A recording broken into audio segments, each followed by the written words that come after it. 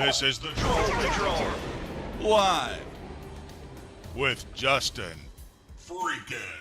Welcome to the Troll Patrol live. It's a freaking Tuesday. It's a Thanksgiving Eve. Spider Pickle, DJ Dub, good evening. Justin did his Thanksgiving shopping today. Got himself a pumpkin pie. You know what that means? It means I also got myself some whipped cream. You know what that means? That means I'm going to be putting whipped cream on my coffee that I have a cup of right here. But you also know what that means. Justin's going to do some whippets on stream. Fuzzy Simba, good evening. Whippets, bitches.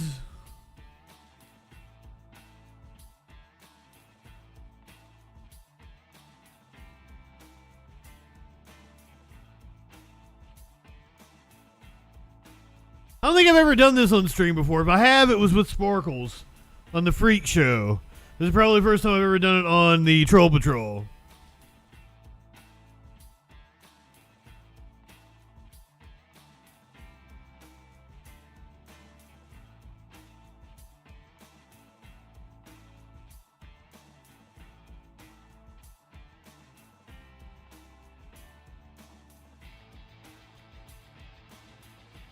I got a good hit, and then the whipped cream came.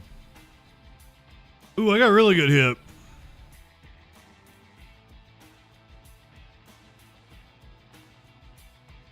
Top off my coffee right there. Yum. Yum. I was going to have a piece of pumpkin pie after I had dinner, but then I ended up taking a nap.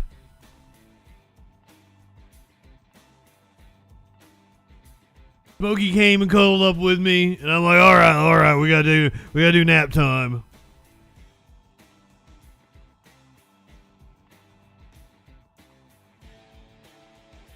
I gotta let the whipped cream settle. Do more whippets later. You gotta love that I get a whole giant can of this shit. Do all the nitrous out of it. And then I've got runny whipped cream. It's all good.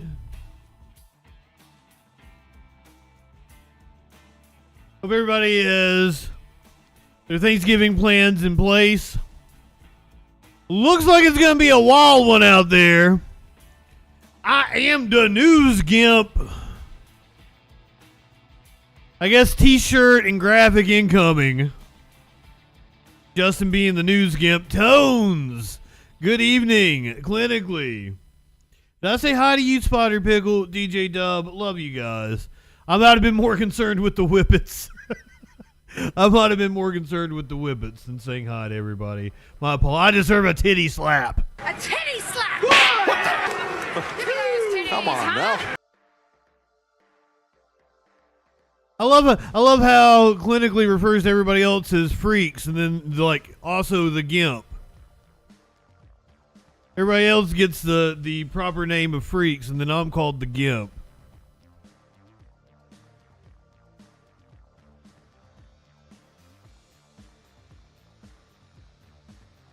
I don't even know what to do.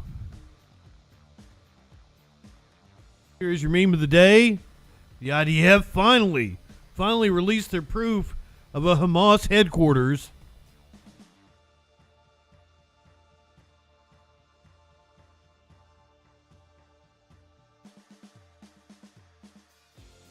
Tones, is that I hope you guys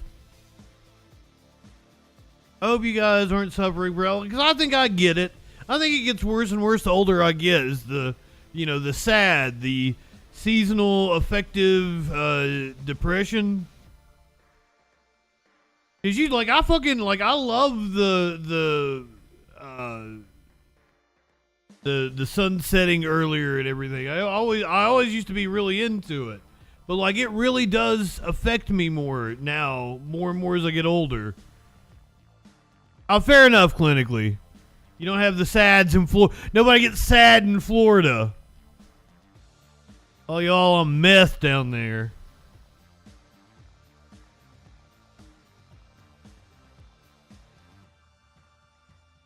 Hope you have your Thanksgiving plans in place.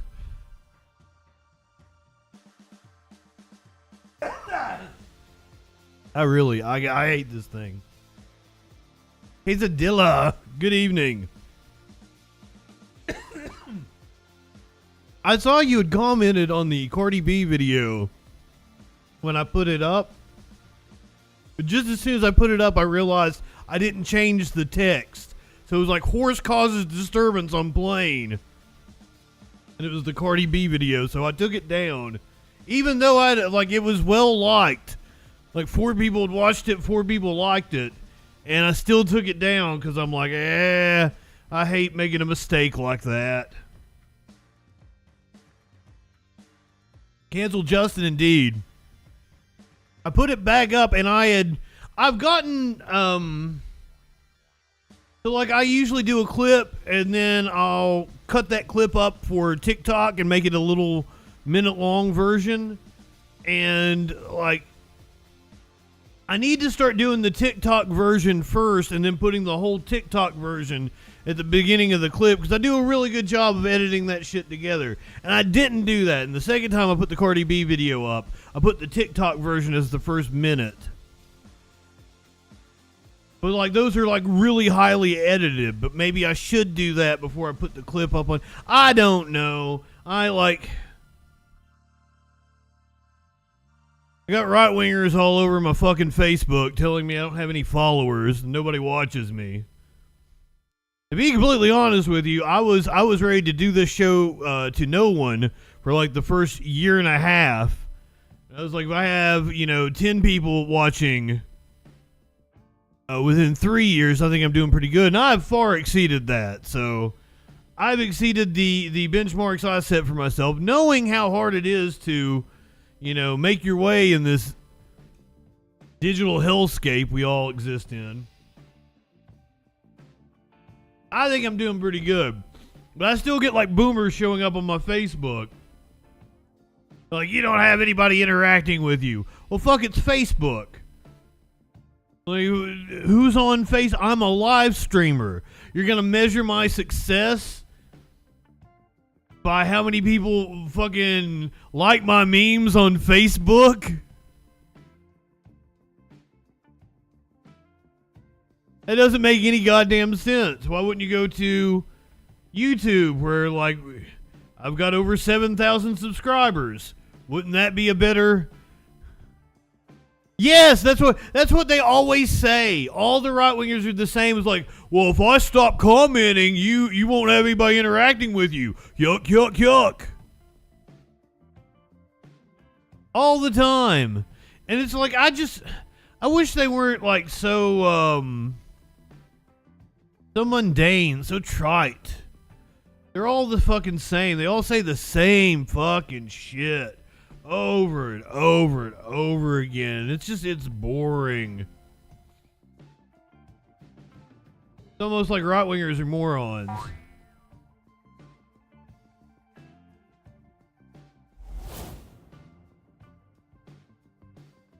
Listen, I got up this morning and it was really cold in here. Well, here's it. Like, if you don't have a lot of interaction on your Facebook, chances are you haven't paid Facebook to give you interaction. And of course, I'm not paying Zuckerberg anything. I got up and it was really cold in here, and I turned the heat up, and now I'm fucking hot. So excuse me while I turn it down. Maybe it's just you guys come in here. You got me all riled up.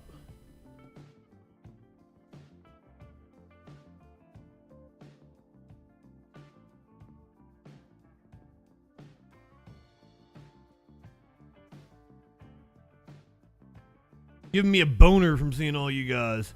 Yeah, I got my pajama pants on. Unashamed about it.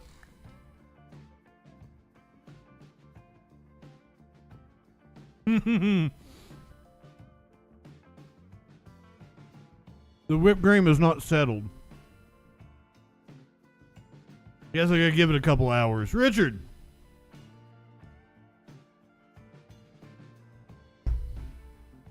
oh shit. The IDF running out of their budget. You mean running out of the U.S. budget that we give them? They posted on Twitter earlier today just a picture of a tunnel, and they're like, confirmed Hamas command center. And thank God people in the comments on the IDF's Twitter were dragging them like, you built that tunnel. Is that a picture even from now, or was that from when you built it in 1983? Apparently we are close to a ceasefire, or at least that's the scuttlebutt. That's what Washington would want you to believe. I mean, a lot of good it's going to do. They've pretty much wiped Palestine off the face of the earth. There is no Gaza Strip anymore, as we saw last night. There's just rubble. A whole bunch of Israeli flags on it. Not going to touch on that, though, much tonight. Just a little bit. Just the tip of it. We're going to talk about the Black Friday protests planned for this Friday to protest the U.S.'s involvement in Israel. We're going to talk about the massive Thanksgiving storm that's coming. That's what I was going to tell you guys. I hope you have your Thanksgiving plans already worked out.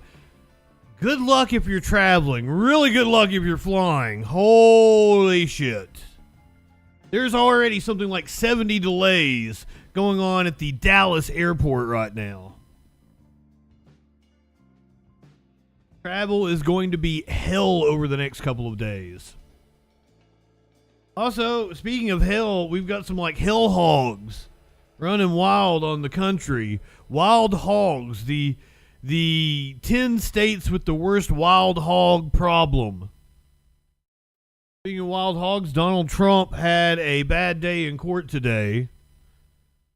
I had multiple pigs on the thumbnail for the show tonight. Elon Musk also on the thumbnail. Eric Adams. And then the wild hog. Elon Musk is upset about Media Matters. Sued them today. Sued them. Not the only person suing social media companies, though. Donald Trump sued 20 different media organizations today.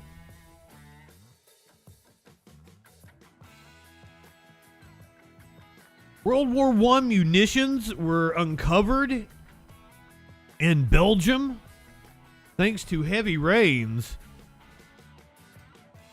sparking worries that, civilians will go kapow on one of these munitions.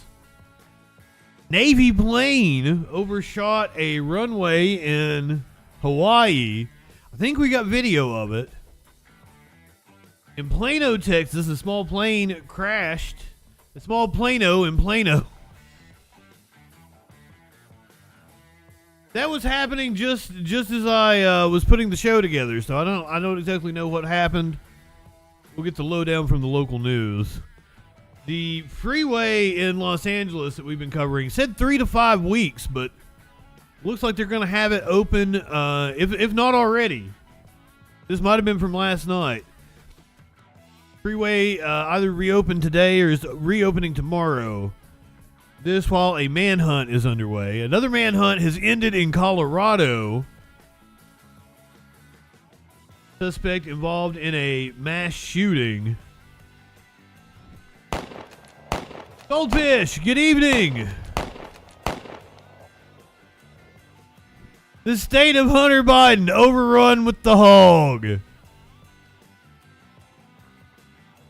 The EU has already pledged those munitions to Ukraine. Hilarious. Speaking of, apparently I just assume when there's an assassination attempt on some kind of official in Russia that Putin did it. There was an assassination attempt on 2 security chiefs, Putin's security chiefs in Russia. We're going to talk about the Voting Rights Act. We're going to talk about a recount in one of the races in Virginia. A special election taking place in Utah. Blast from the past sees his opening to get back into politics after leaving in shame just a couple of years ago. Eric Adams says he's not responsible for budget cuts. And Andrew Cuomo smells blood in the water. Maybe running to be mayor of New York City.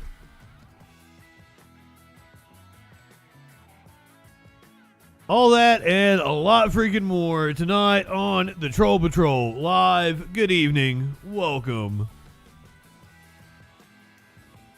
Again, we've got this concrete proof that the IDF has released of a Hamas headquarters.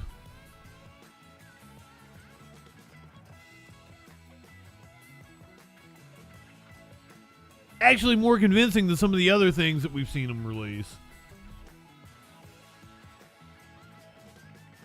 You know, I put the indica in there last night. Is that why I was sleepy all day today? My buddy says there's no difference.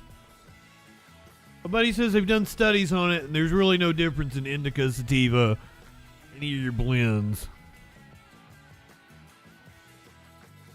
I don't know.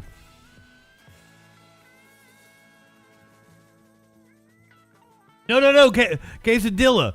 This is the brother. This is Andrew, not Chris. Chris was the one on. Maybe I'm getting him confused. Andrew was the governor, right? Andrew, the former governor that said like he can molest women because he's Italian. He's thinking about running for mayor. He wants to get back into politics. Chris, did he ended up on like News Nation or some shit, didn't he? After his ouster from his, Cuomo Denied or whatever the fuck it was called on CNN. If I have that correct. Well, I get people confused, but it's the politicians running to be a politician again after his scandal. Maybe the news dude got sued by Trump though. Trump was on a suing spree today. Which has to be some sort of campaign stunt or something. Not the only right wing. Ooh, I was pointing out the stock market last night and how everything was up. Enter it. Now, they're all down less than they were up yesterday. I will point that out. But still kind of odd. You would think ahead of Black Friday the stonks be going up, but I don't know. Numbers, man. Numbers. You take your 33 and a third chance minus my 25% chance, and you got an everything goes down for the holiday. Interesting. Is that a trend? Because they won't be trading on Thursday, so forecast is down. Also, so we're getting ready to get slammed by a huge storm. Maybe that could have something to do with it. So, like, if it's a huge storm that's going to affect travel, that's going to affect shopping on Black Friday, that could be something that would cause stonks to go down. And that's exactly what we're getting. The East Coast is getting ready to get slammed. That's coming up later in the show. First, we're starting off tonight with the Trump civil fraud trial, now in its 8th week in New York. The defense called Trump's former spreadsheet czar. Did he call him a spreadsheet czar? Is that a Trump name for him? Or is Business Insider calling him a spreadsheet czar? That's a weird name. What does a czar of spreadsheets do?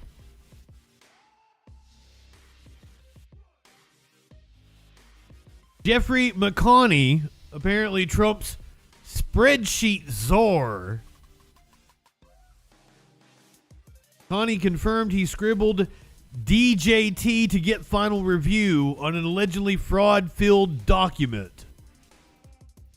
Donald Trump had his worst day yet in his, and that's saying something. Having his worst day yet in his ongoing civil fraud trial in New York on Tuesday, and at the hands of his own key witness, a former Trump organization. Yeah, the defense is calling witnesses right now. This was a witness for the defense. The prosecution has rested their case. A former Trump Organization executive who linked the former president directly to the fuzzy math, also called Scott Steiner math. But then you take my 75% chance of winning and then add 66 and 2/3%. I got 141 and 2/3 chance of winning. If you guys only know him from my stream, then I feel sorry for you because you need to look up the big bad booty daddy. From like 99 to 2001. Go watch anything from 99 to 2001 of Scott Steiner. All he cared about at that time was his freaks and his peaks.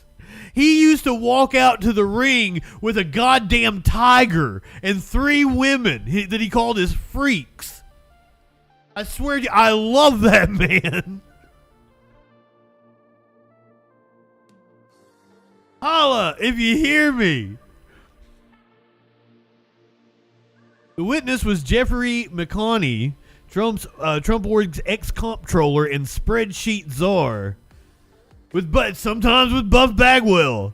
McConney had been called to the witness stand by the defense, but on cross-examination by lawyers for the state attorney general's office on Tuesday, he linked Trump firmly to the conspiracy and fraud counts that have yet to be decided in the non-jury trial.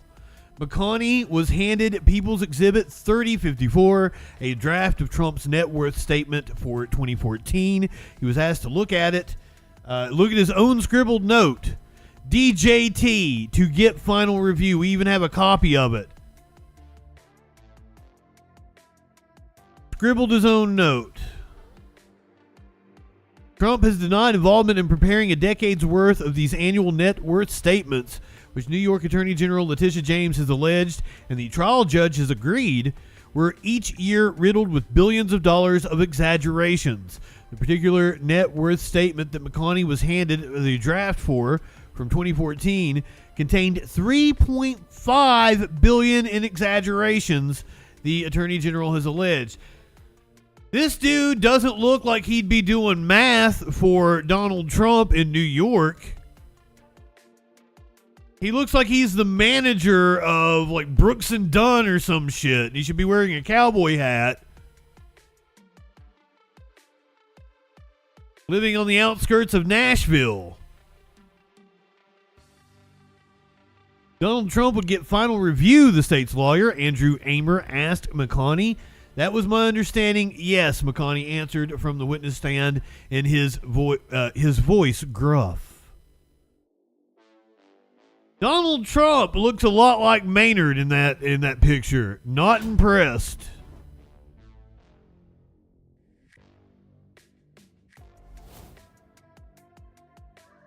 One of his lawyers, Elena Haba, apparently has over $1 million worth of liens on her property.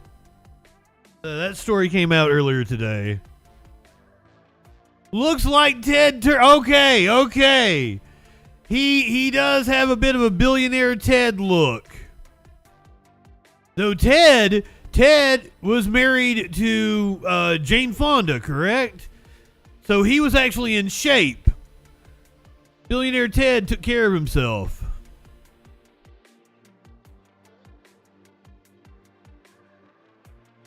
This is Ted Turner's like fat brother.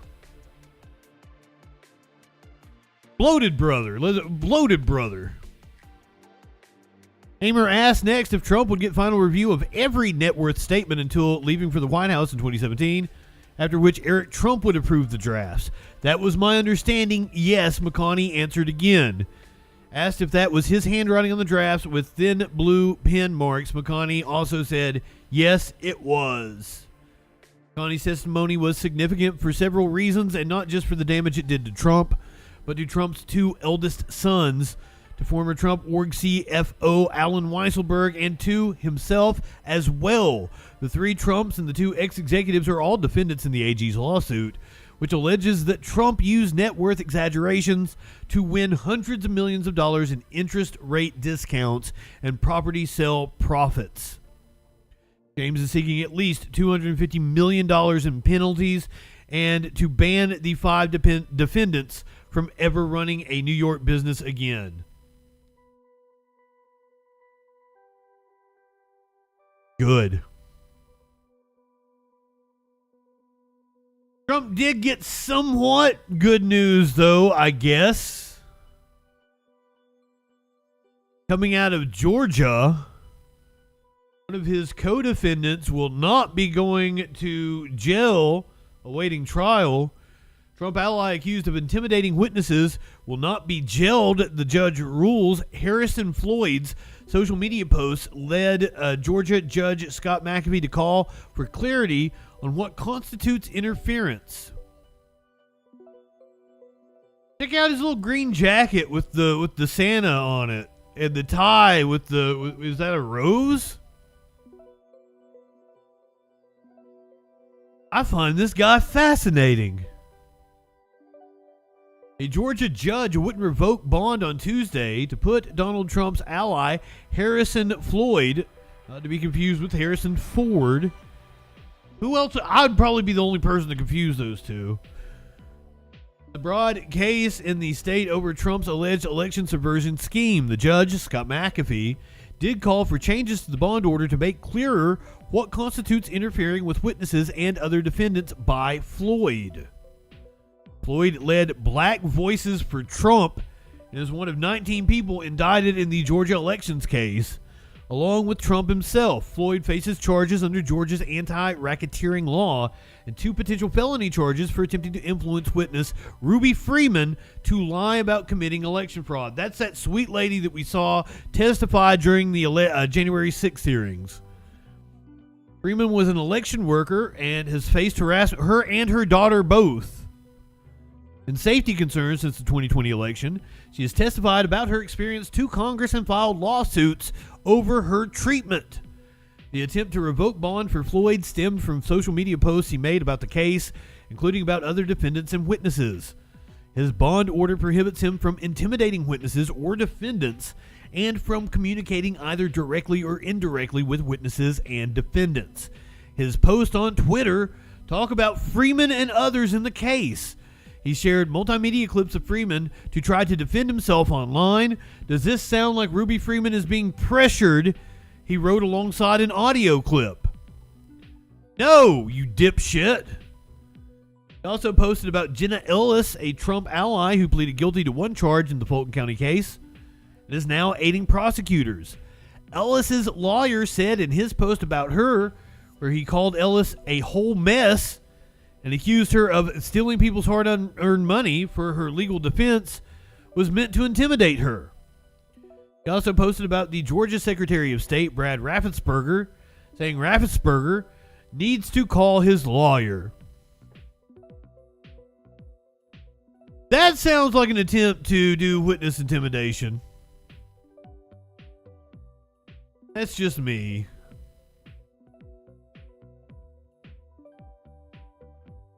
Apparently the judge somewhat agreed, but stopped short of sticking the motherfucker in a jail cell. Which is odd for a black man.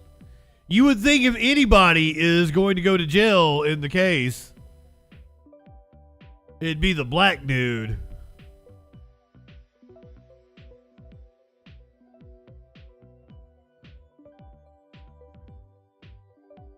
Donald Trump, tired of people talking shit about him, has now filed a lawsuit against 20 media outlets. To read you the full list. I wish the Troll Patrol was on it, but unfortunately it's not gonna be. Please, Donald Trump, Sue me. Someone sue me. That would be the best thing that could ever happen to me. Kyle Rittenhouse. Oh my God. Kyle no, he had just gotten out. I did the fucking video. I should send that to Kyle Rittenhouse on Twitter. The whole interview I did with him back in 2020, where I had the media winch voice him.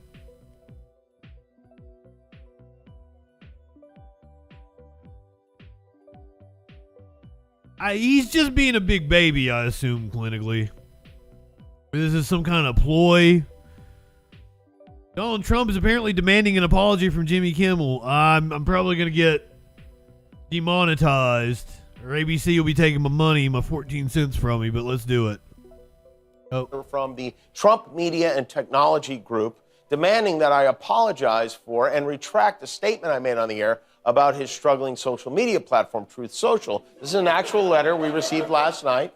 Read, demand for immediate retraction of false and defamatory statement to whom it may concern. A November 14, 2023 segment of Jimmy Kimmel Live knowingly or recklessly misstates material information. What? Well, first of all, Steve, I get to take off my tinfoil hat. You know, that's what that judge said. We're not a conspiracy theory guy anymore. Praise the Lord. What?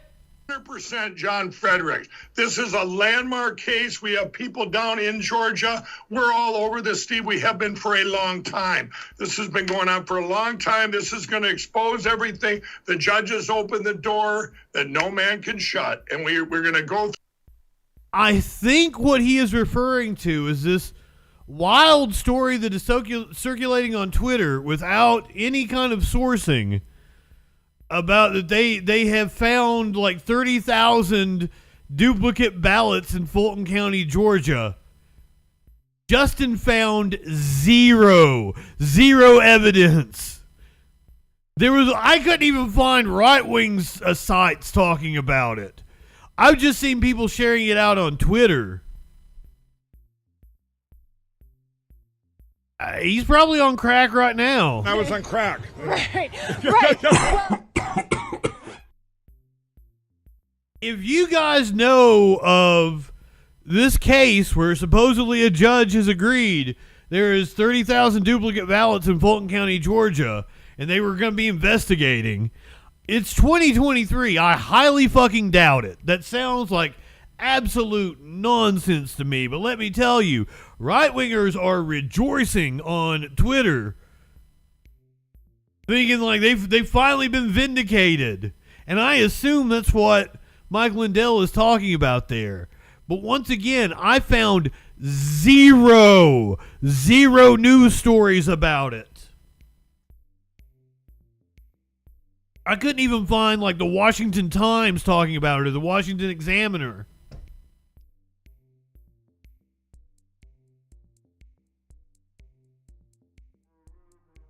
These nuts. He's kicking authority in the balls. They just make shit up, and like none of them ever fact check. So they see it on Twitter and they assume it's correct and they run with it. And then when you tell them it's wrong, they're like, nuh-uh.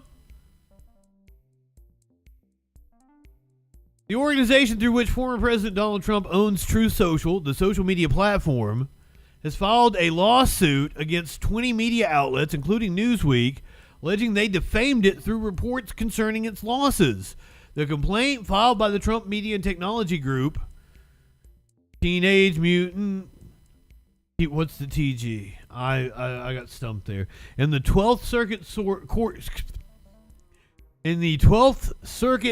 in Sarasota County, Florida, on Monday, describes reports that the company had lost $73 million since being launched as an utter fabrication. Lawyers for the company argued that the reports in various outlets constituted an unprecedented and seemingly coordinated media campaign, referencing that all reported the exact same false number within approximately 24 hours of one another, each citing to a Public Securities and Exchange Commission filing in which the mystery $73 million loss appears nowhere.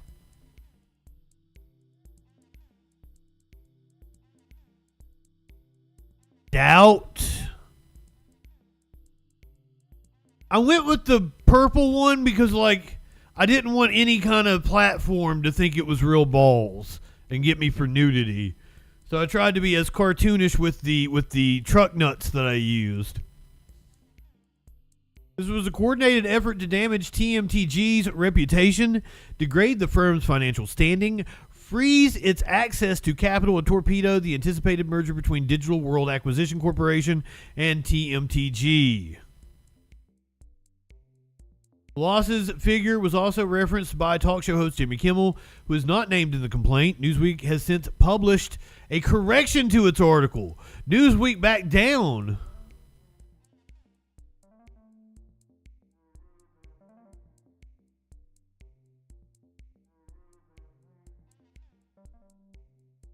So Digital World Acquisition Corp., a special purpose acquisition company planning to merge with the owner of Truth Social, disclosed in an SEC filing in the 2022 Truth Social recorded an operating loss of $23 million with net sales of $1.4 million.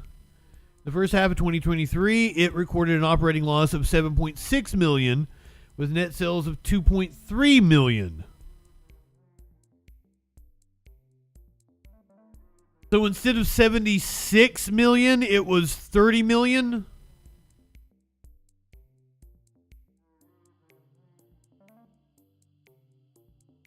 Since its launch until the end of 2021, TMTG recorded a net loss of 59 million. But in 2022, it recorded a net profit of 50.5 million when it got a $75 million boost from a change in fair value of derivative liabilities.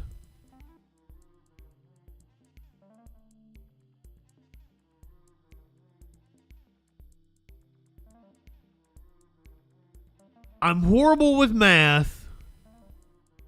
You take your 33 and a third chance minus my 25% chance, and you got But apparently Newsweek says they got it wrong, and it was only 30 million and not 79 million. And I can let you know exactly why, like, all these news outlets reported it with the exact same false numbers within 24 hours. It was like it was an AP story, which is a news wire, and they all cited the AP. So it's not like it was a coordinated effort by news services. They just saw the story and ran with it. Reported by a news wire like the AP or Reuters or something like that. The deal is hoped to give the Truth Social platform a strong financial position to remain competitive among a growing number of social media sites. However, its main attraction, Trump himself, returned to Twitter after a 2-year hiatus in August and following his account being unbanned by Elon Musk, while an exclusivity agreement between the former president and Truth Social expired in June.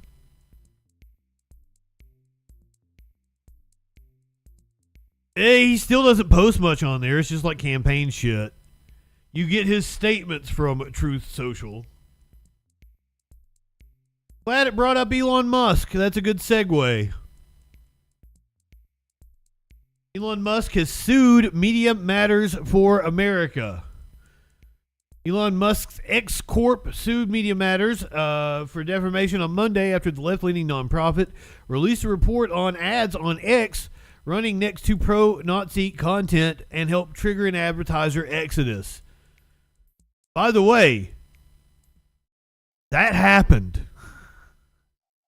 The lawsuit filed, like, I do not know what Elon Musk thinks he's suing for. The lawsuit filed in the U.S. District Court for the Northern District of Texas, Fort Worth Division, alleged the organization's tactics were manipulative and deceptive. Twitter alleges that Media Matters exploited the platform to have ads appear this way, which included excessive scrolling and curating its feed with fringe content. Why would it matter? It still proves there's bountiful neo-Nazi content on Twitter.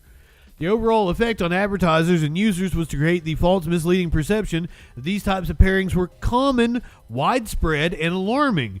I will tell you, if you're like me and you follow politics, you absolutely get neo-Nazi content. I don't follow any of the, like, my Twitter feed was always well curated to have shitheads not be in it. I don't follow Tim Pool or Charlie Kirk or PragerU, any of that shit. I follow that all on Facebook. Where I get and you'll even notice when I play like a PragerU clip, it usually comes from Facebook. That's where I saw it.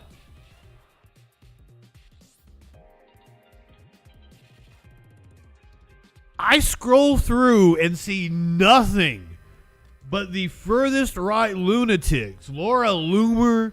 I see Tim Pool all the fucking time. Fuck, who else? Gad Sad has been one that, like, since Israel, they are promoting him heavily. I don't follow any of the... Who's the dude from the, what, Triggernometry podcast or whatever?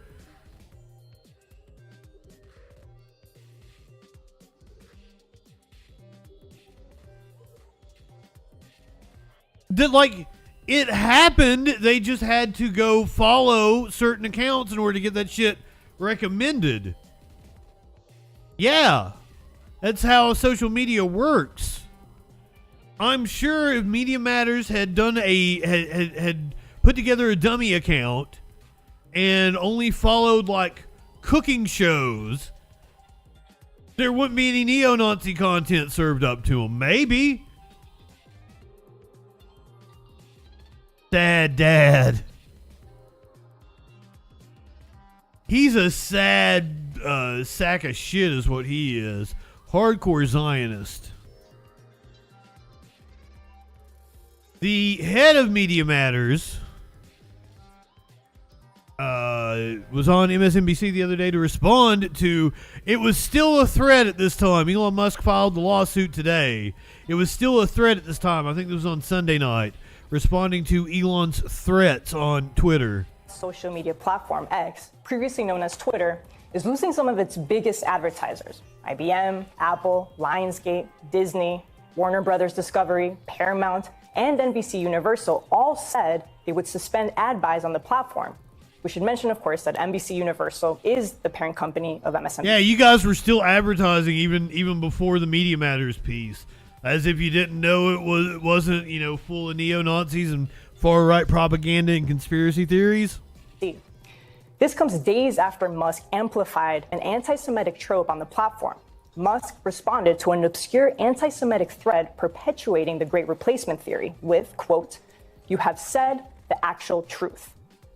The advertisers' exodus also comes after a Media Matters investigation revealed that ads from these companies were being placed alongside anti-Semitic and white supremacist content on the platform. Now, Elon Musk is threatening legal action, blaming the Media Matters report, the one that you just saw, and saying that they rigged the platform to show the ads can appear next to objectionable content. Musk tweeting, quote, "The split second court opens on Monday. X Court will be filing a thermonuclear lawsuit against Media Matters and all those colluded in this fraudulent attack on our company." Media Matters President and CEO Angelo Carusone joins me tonight. Angelo, this is your first interview since Musk threatened to take legal action against you. I must say, against your company. Thank God.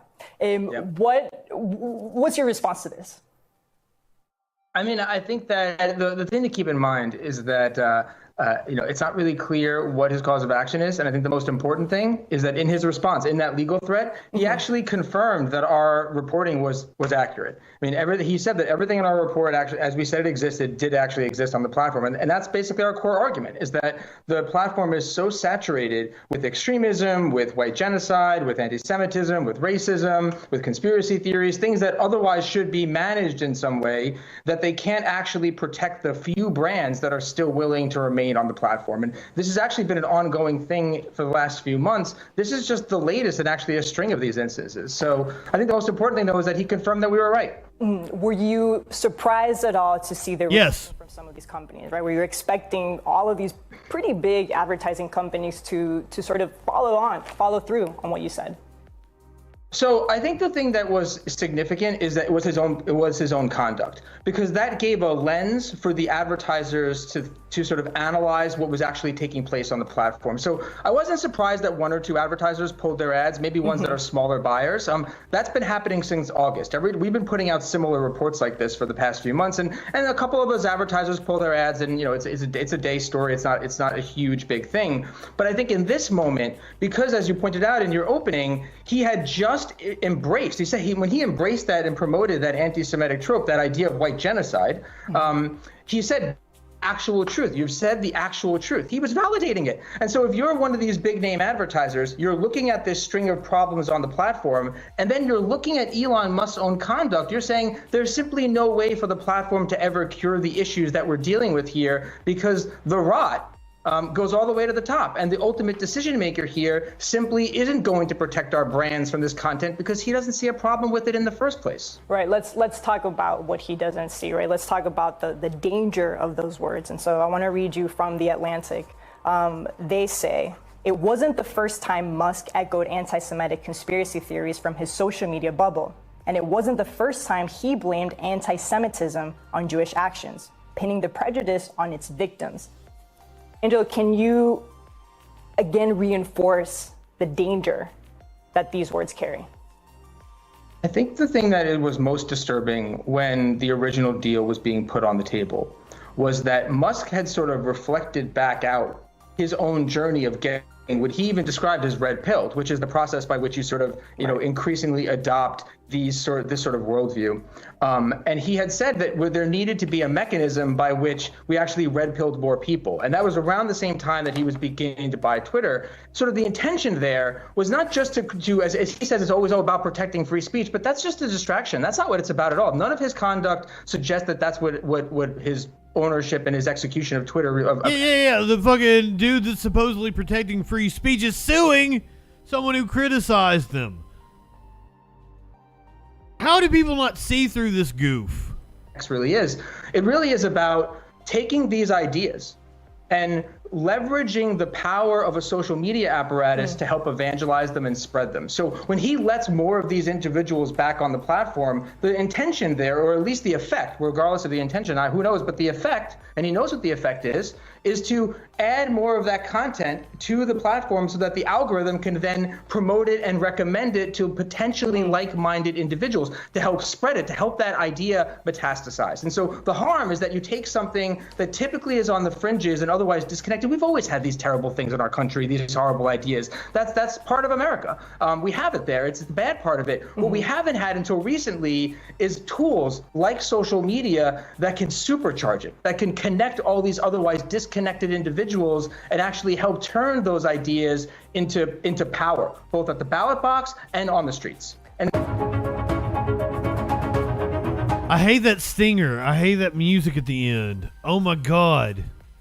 It aggravates the shit out of me. So apparently he wanted to call PayPal X. And like all the people laughed at him. Now if you go, you can't go to X.com. Elon Musk does not own that. It is Twitter.com. So it's pretty fucking stupid for him to change the name to X anyway. I still can't get over that. But you know him and his like weird names and shit with his kids. I'm not high enough for this shit.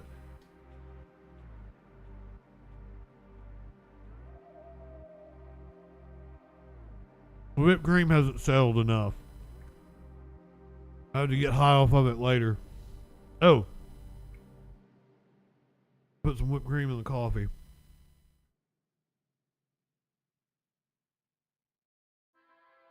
Oh yeah. I'm gonna have a slice of pumpkin pie after I get off here. I didn't even finalize what I was like. This is one of the weirdest Thanksgivings because usually I've planned my Thanksgiving out. I'm cooking big. I went kind of small this time, really small. I just got some. I'm doing open-faced turkey sandwiches. I got some of my favorite fucking smoked turkey boar's head from the deli. So goddamn good. I'll make some open face sandwiches. I got some pumpkin pie. I got some cranberry sauce and some stuffing.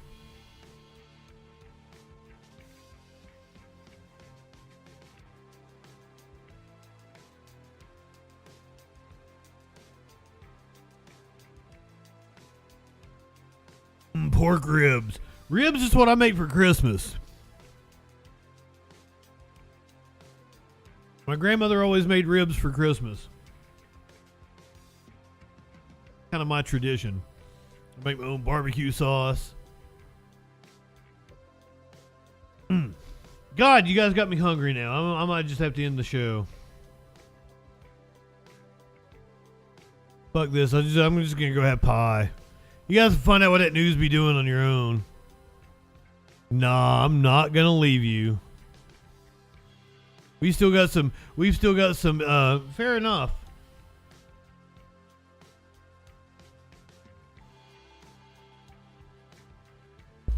It's fucking good.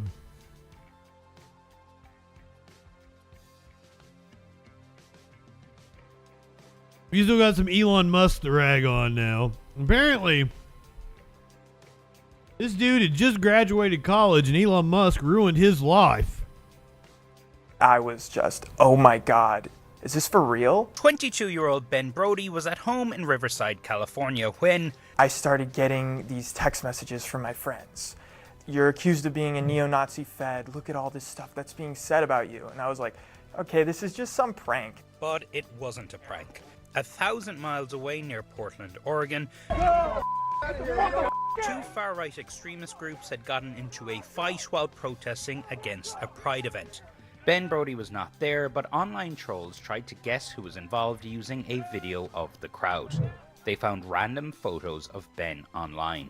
They said, oh, this person looks like him. He has to be this person. You know, there's no way it's not him. It was just like an assumption that just went wrong. A person in the video resembled Ben, but even though it definitely was not him, the trolls thought they had found their man. They pulled information from Ben's fraternity page, which said after graduation he plans to work for the government, and turned that into a lie that he was a federal agent who was infiltrating the extremist group to make them look bad, a so-called false flag operation. Hey, what's up guys? My name is Ben Brody, and I wanted to address the false accusations against me. Desperate to clear his name, Ben made this video. He even posted time-stamped surveillance footage showing him at a store in California at the same time the brawl was happening near Portland. But the false claims about Ben's involvement continued to spread. Even the owner of Twitter, now X, Elon Musk, weighed in, posting to his millions of followers, looks like one is a college student who wants to join the government, and another is maybe an Antifa member, but nonetheless a probable false flag situation.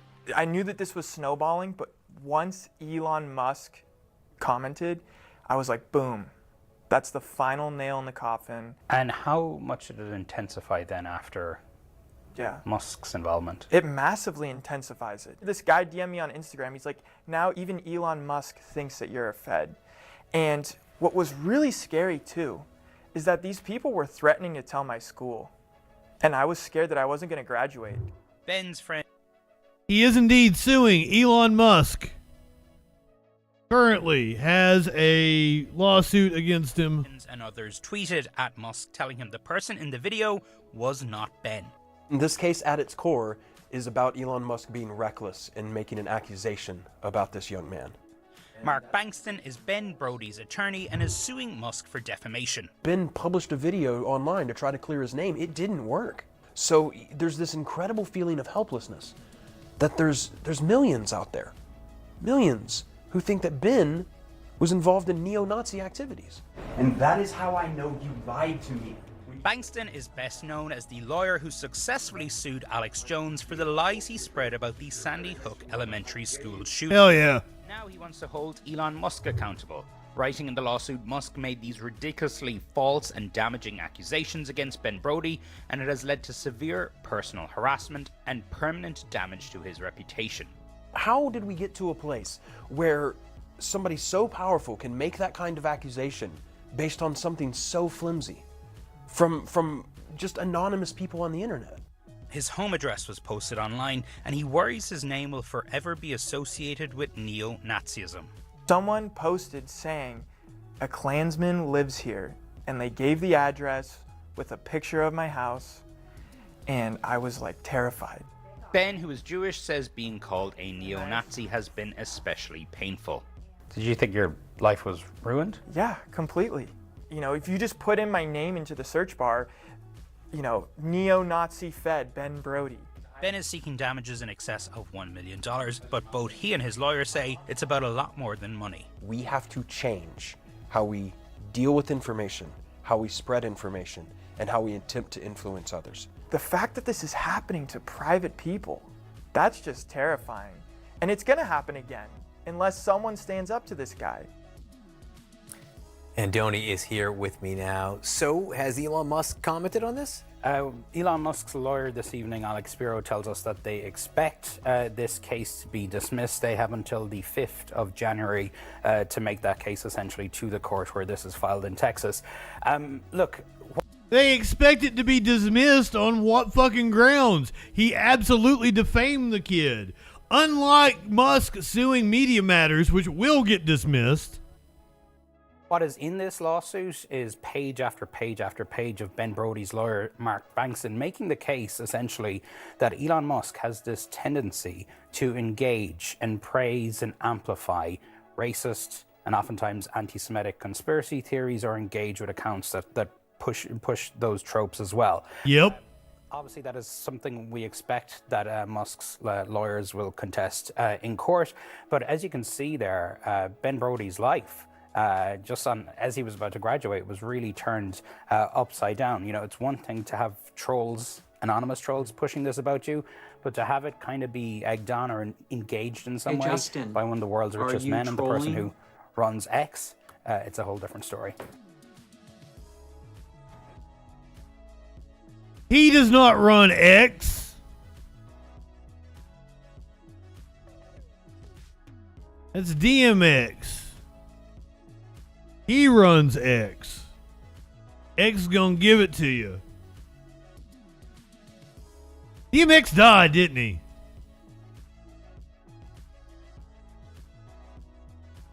That was the dude that used to bark, right? I didn't really like DMX. He used to like bark at the beginning of his songs. Arf, arf.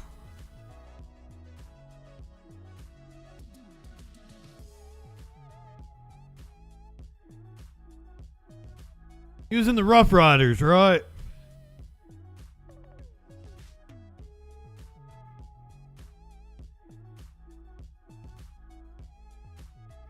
I had a buddy that was really into him. Not my thing, though.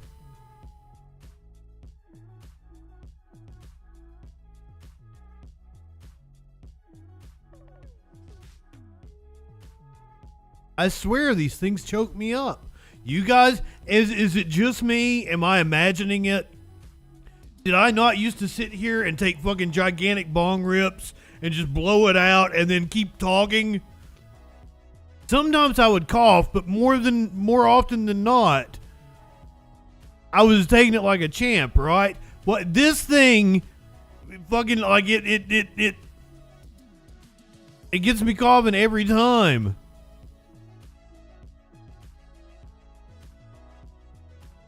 Wait, a Rough Riders party in Des Moines?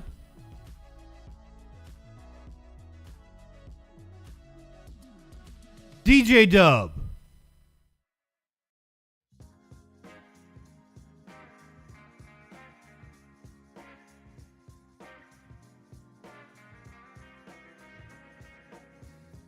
The Rough Riders were throwing a party. Why were they in Des Moines? Was it like after a show or something?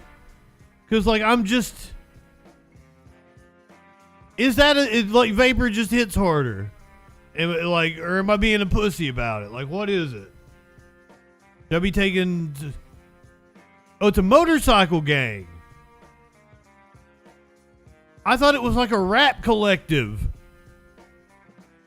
Am I just completely misinformed on this issue? Or are we conflating two different things? Was DMX part of a motorcycle gang?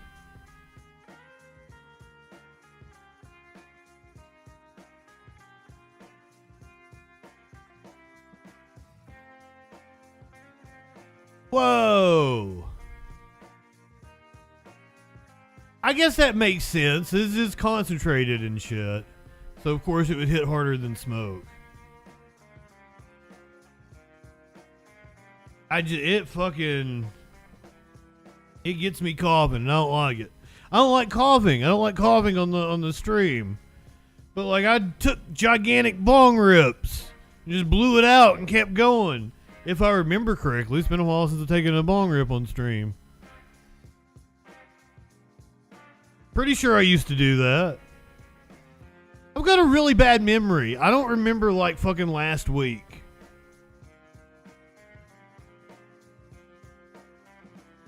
It's amazing some of the shit I recall here on the show. Like, oh yeah, we covered that story a couple of years ago. And I, for the most part, get the facts right. Amazing to me. Because I get nothing else right. Like, fucking trying to recall shit from memory. Holy fuck. I know I got a horrendous memory. I'll tell my friends a story. They'll be like, no, that did not happen that way.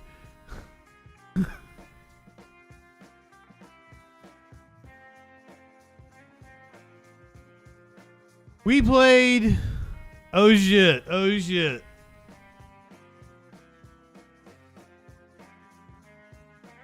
So they're the same thing. It was a rap collective and they were... Because like, that's the logo, isn't it? Like, I'm not smoking crack on this. That's the... You take your 33 and a Oh, third shit. chance. Where'd you come from, Scott Steiner? Chance, and you got an 8 and a third chance of winning. Rough Riders Entertainment.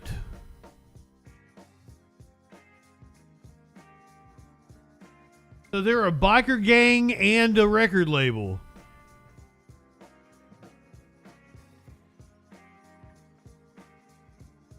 How to become a Rough Rider. If you were interested in how to become a Rough Rider, X gonna give it to you.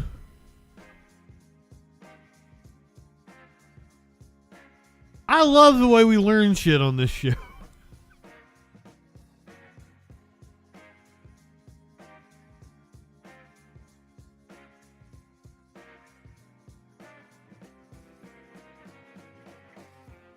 What the...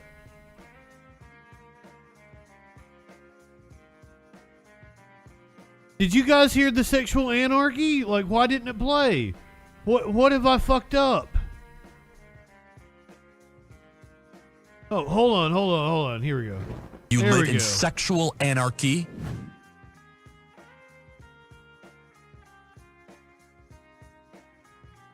That was my bad.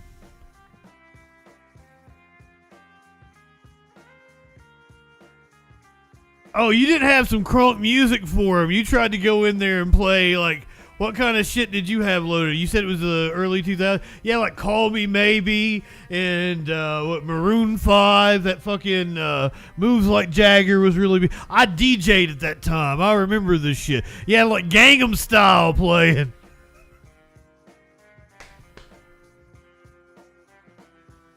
Yeah, maybe you had some Black and Yellow. And you had Chris Brown was really popular. I can't remember like what songs. David Guetta.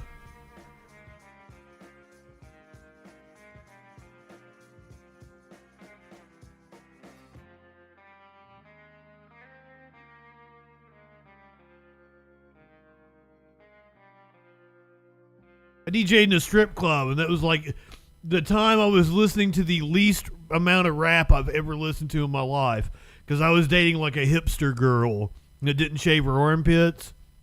I'm not saying that as a damn, like I'm into it, like I don't care, but but like she like did not listen to rap music at all. She's the one that got me into like Bjork and Nick Cave and fucking Coil and King Crimson. Like, she listened to real fucking hipster shit.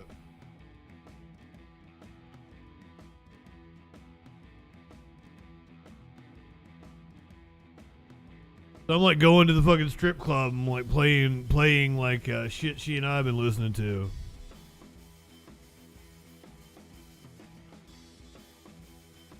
I've got to give her props though. I'd always known of Primus, and I knew, I know this Big Brown Beaver, and I knew a couple of the other major hits. I knew him from South Park, but we were in a Mellow Mushroom, eating pizza one time, and a Primus song came on, and she flipped the fuck out. It was like, this is the coolest song I've ever heard. And I'm like, well, I know it's Primus. I mean, clearly it's Primus, but I hadn't really listened to him. So she and I listened to Primus together, and holy fuck, one of my absolute favorite bands of all time. We saw Primus together, and then I've seen Primus since. Primus sucks. Primus sucks.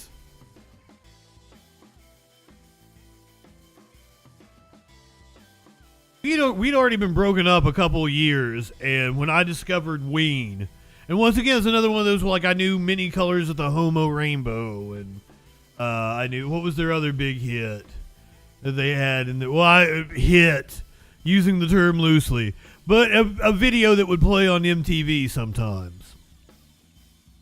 I knew of Ween, but I never actually sat down and listened to Ween, another one of my all-time favorite fucking bands.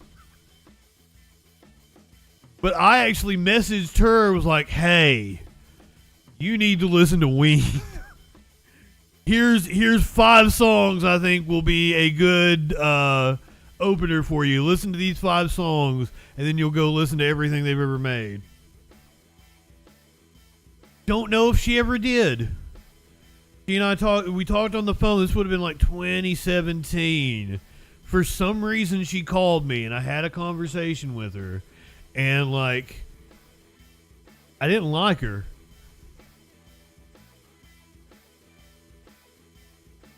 It's just I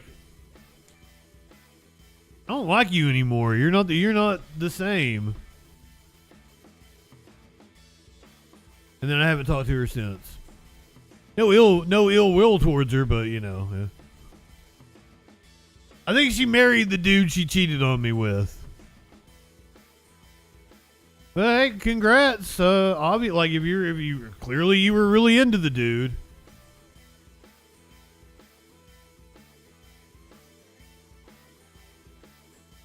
That was a fucking tangent. We were in the middle of the news. I'm sorry. Eric Adams responding to, I guess, Cardi B. He saw the clip from the Troll Patrol last night of Cardi B calling him out for the budget cuts. He says, hey, don't blame, it wasn't me, keeping it in the vein of the hip-hop music. A little shaggy for your evening. Eric Adams says it wasn't me. We caught you in the shower. Just days after Mayor Adams announced that he is slashing spending in virtually all city agencies, we're learning about another round of budget cuts coming our way. That's right. This time, some critical agencies will be spared. Still a lot to talk about here. Fox 5's Robert Moses has the details. Good morning, Robert. Dan, Rosanna, good morning to you. The mayor proposed deep and painful cuts last week that affect key parts of life like education, public safety, and sanitation. He blames the migrant influx for the need for belt tightening, but others are very skeptical of his narrative. The city's police, fire, and sanitation departments will be spared from having to trim their budgets by another 5% come January. That's according to a new memo from the city's budget director sent yesterday to agency leaders, obtained by the Post. The budget director says the exemptions for the 3 departments are driven by a concern that more cuts will, especially in New York, safety, health, and cleanliness. Last week, Mayor Eric Adams announced a sweeping round of cuts that spared no agency. We all are angry. I tell people all the time when they stop me on the subway system, don't yell at me, yell at D.C. The mayor says the federal government's failure to adequately support the city in caring for about 142,000 migrants necessitated the cuts. The reductions mean that headcount at the NYPD will fall below 30,000 officers for the first time since the 80s. It is unbelievable to me that I have to hold up a police class. Never thought that was going to happen. The NYPD will see its budget slashed by about $132 million, the FDNY by about $74 million, and the sanitation department stands to lose around $32 million. At a Talk with Eric event last night in Coney Island, the mayor likened the federal government to an insurance company that goes missing in action when a policyholder needs help. Our roof caved in when we had 140,000 people that wanted to participate in the American dream. You know who was our insurance company? I hate this dude.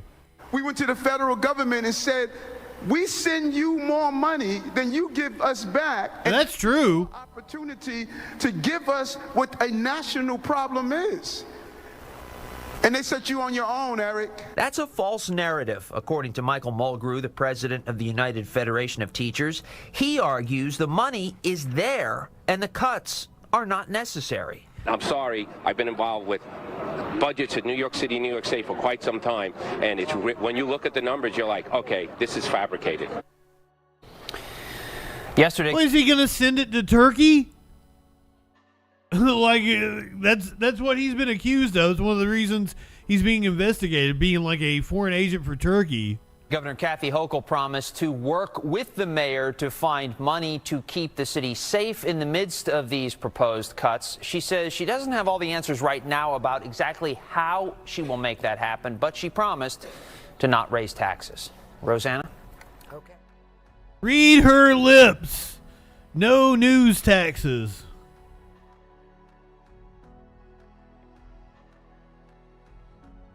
That was what Cardi B was railing about last night.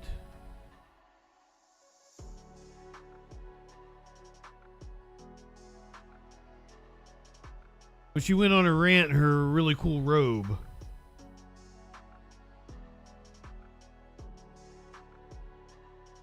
Eric Adams is insanely unpopular. God, he hasn't even been in there that long. When did he win election? In 2021? Andrew Cuomo, the former governor, is weighing a run for New York City mayor amid Adams' woes.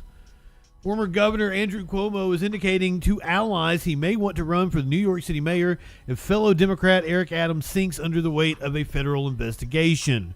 Cuomo, who resigned more than 2 years ago amid allegations of sexual harassment and claims his administration covered up the number of COVID-19 deaths tied to nursing homes, has begun in recent days to gauge the viability of a potential mayoral bid. This is according to 8 people who have talked to him or his inner circle. A new poll that began circulating last week measures how voters feel about Cuomo, his accomplishments in office, and the controversies that led to his resignation. I got the impression that he is ready, said Reverend Ruben Diaz Sr., a former state senator and ex-member of the New York City Council, who spoke to Cuomo last week. No one knows what's going to happen in the city.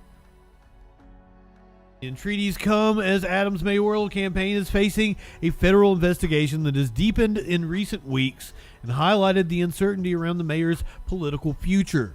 Cuomo would not run in a primary race that includes Adams, whom he considers a friend. 3 people familiar with the former governor's thinking said. Diaz, a Pentecostal minister who holds conservative social views, left the city council after making comments widely considered to be homophobic. That sounds about right. But he has remained a steadfast supporter of both Cuomo and Adams, despite their differences on issues like LGBTQ rights. Which I would say their views aren't all that different. My opinion is if he runs, he will win, Diaz said of Cuomo in an interview. People are in need of a leader. Even though Governor Cuomo and I have our differences, we've had many fights in the past, and besides the differences, I think he was a great governor. Cuomo could not be reached for comment. Scandal-scarred politicians in New York have come up short in past efforts to return to elected office. Unfortunately, Elliot Spitzer failed to win a Democratic primary in 2013 for the New York City Comptroller because he was actually really good. And the only thing he was accused of was getting hookers. So I hate that for Elliot Spitzer, because he would have been he was the former Attorney General of New York State. Won election to governor and then had to resign not long after. A run for mayor by the former three-term governor would come with a myriad of complexities as he looked to rehabilitate his name. Spitzer was really big on going after Wall Street executives, and that's why he got taken down.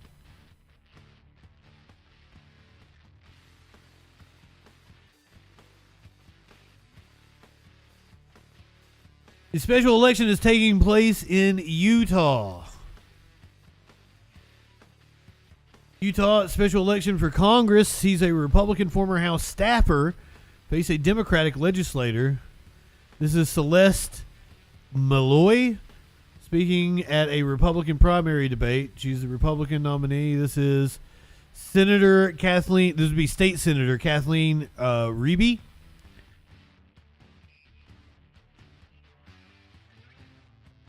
Voters in Utah will choose between a Republican former congressional staffer and a Democratic state senator in a special election on Tuesday to replace Republican U.S. Representative Chris Stewart, who recently resigned. Republican Celeste Malloy, who is Stewart's former chief counsel, State Senator Kathleen Reby, who is the minority whip and the number 2 Democrat in the state Senate, are competing to become the first women in Utah congressional delegation since 2019 and only the 5th in history. Malloy, a southern Nevada native and resident of southwest Utah, is the heavy favorite. That's the Republican. The Republican-leaning 2nd Congressional District stretches from southern and western Utah to Salt Lake City. Malloy campaigned on improving security on the U.S.-Mexico border, reining in what she calls out-of-control federal spending, protecting religious freedom, and putting Utah more in control of natural resources on its federal lands. Ugh.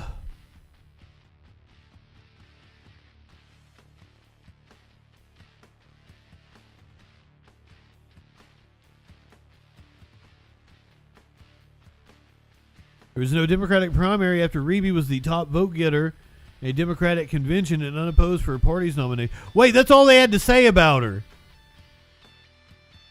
I was scrolling down to get the background of the Democratic candidate, who's a state senator, and all the AP said about her was there was no Democratic primary.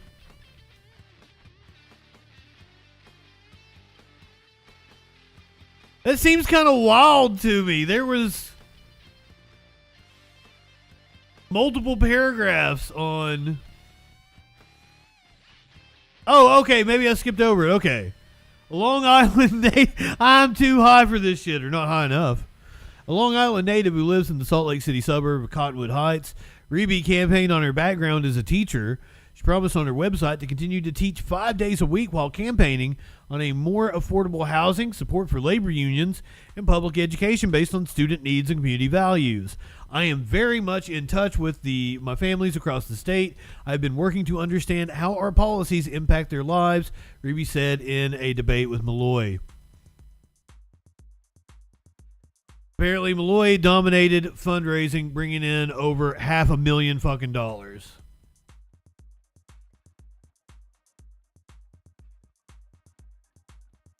Head over to Virginia.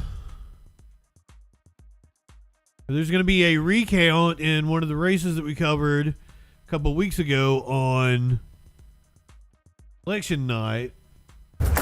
With all precincts reporting, Democratic candidates in Virginia took both the House and the state Senate in the Virginia General Assembly. But one race in our area will go to a recount. Alex Littlehales joins us in the studio, walking us through when we can expect some kind of answer in the recount process. Yeah, Dan, if there was ever a reminder that your vote truly does make a difference, take a look at what's happening here in House District 82. This district covers Surry County. And of the 28,000 total votes cast in this election, only 78 separate Delegate Kim Taylor from Democratic challenger. Wow. So what happens now? Between elections and off-year elections, the work for voter registrars never end in Virginia. Who actually is going to be working on this, and when do they start working on it? This will be my first recount in my tenure, yes.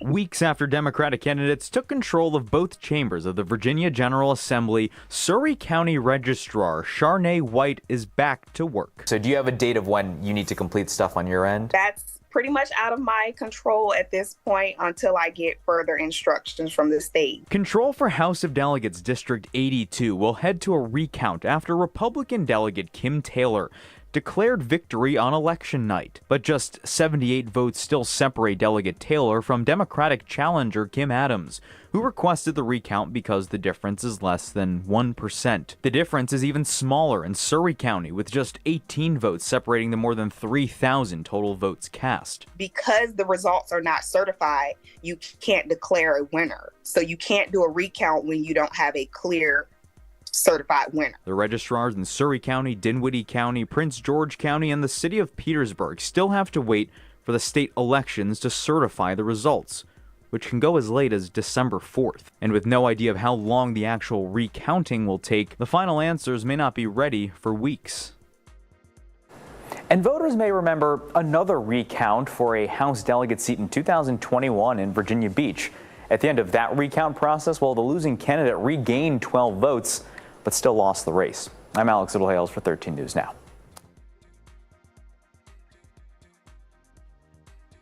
The Democratic candidate looked like a far nicer person. Just throwing it out there. Is that racist to me against the white woman that looked like a Karen? Speaking of race and politics, let's talk about the Voting Rights Act. Clarence Thomas acolyte just dropped a bomb on the Voting Rights Act. Clarence Thomas's former clerk has approved changes to how the Voting Rights Act can be enforced in 7 states in what has been described as a body blow for voters' rights. David Strauss was among the 3 judges in the federal 8th Circuit Court of Appeals who, in a 2-1 opinion, ruled that only the U.S. government can sue to enforce the Voting Rights Act's provisions. Previously, campaign groups and citizens have typically been allowed to sue to enforce Section 2 of the Civil Rights Law, which was passed in 1965 and outlaws racial discrimination in voting. But the judges ruled outside actors will not be able to bring legal action in the states that the circuit court covers: Arkansas, Iowa, Minnesota, Missouri, Nebraska, North Dakota, and South Dakota. It seems wild to me, because wouldn't the voting rights groups, they're not really outside actors, they're the people who have material harm. After reviewing the text, history, and structure of the Voting Rights Act, the district court concluded that private parties cannot enforce Section 2. The judges wrote in the majority opinion authored by Strauss, the enforcement power belongs solely to the Attorney General of the United States. Strauss is a judge on the circuit and a former Associate Justice of the Minnesota Supreme Court. He was Judge Clarence Thomas's law clerk, who was the Supreme Court Justice from 2002 to 2003. Newsweek contacted Strauss and Thomas by email to comment on the story. I guess neither of them did. And fuck you, Clarence Thomas. Old Pube Can, as I like to call him. Some of you out there in the crowd might not be old enough to know what I'm talking about when I say old Pube Can. That one goes, and even involves Joe Biden. Goes all the way back to, was it 90? 91? When Clarence Thomas had his confirmation hearing, and we got the Anita Hill testimony.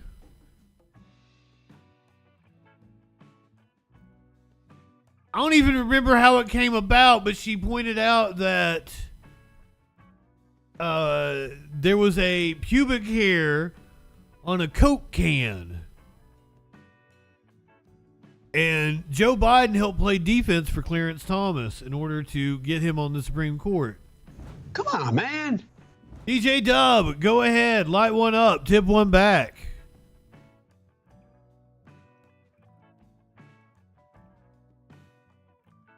Speaking of shitty stuff that right-wingers are doing, teachers and students grapple with fears and confusion about new laws restricting pronoun use, which is the weirdest fucking thing to me. Do these people not know what a pronoun is? At least 10 states have enacted laws prohibiting or restricting students from using pronouns or names that don't match their sex assigned at birth.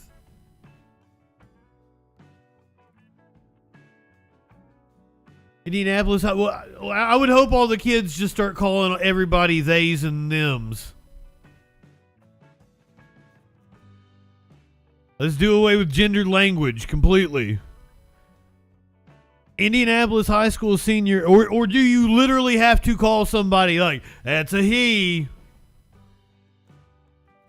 Indianapolis high school senior Caston Peters had used they and them or he and him pronouns at school for 3 years without any problem, but they came home a few days into their school year and told their mother that the situation had changed.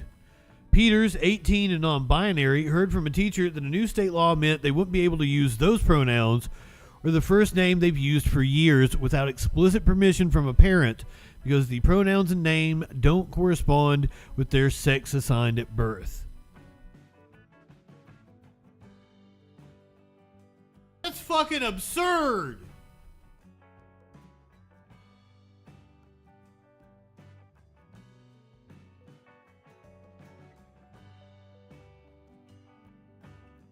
This was news to Caston's mother, Kim McKellis Peters, who immediately sent teachers, a counselor, and the principal an email asking them to comply with Caston's wishes, and the school staff did. But even though her own child's wishes are being respected, McKellis Peters said she has deep concerns about what Indiana's law could mean for students whose parents might not be understanding if they learn from school officials that their child is transgender or non-binary. Show me your papers, it's show me your crotch. It's sickening. It makes me feel like there's going to be a child out there who's not going to feel safe at home to tell their parents, and the school's going to rat them out for wanting to be called a different name or different pronouns. Indiana is among at least 10 states that have enacted laws prohibiting or restricting students from using pronouns or names that don't match their sex assigned at birth. A restriction that opponents say further marginalizes transgender and non-binary students. How many times do you hear right-wingers talk about freedom? It's the land of the free. Value freedom.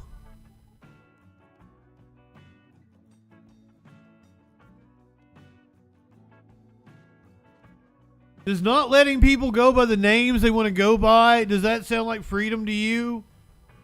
You had to pass a law to say that kids couldn't be called whatever fucking name they want to be called. I go by JustinFREAKIN.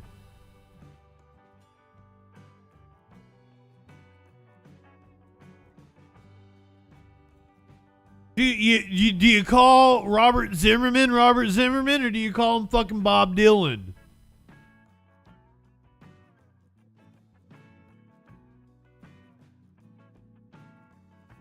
Do we call her Calabalis Bazazakar, or do we call her Cardi B?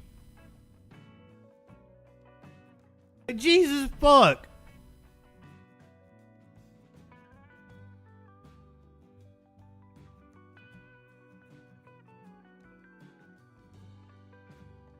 I remember most teachers would ask you what you preferred to be called by, because you might go by your middle name. You might have a nickname everybody calls you.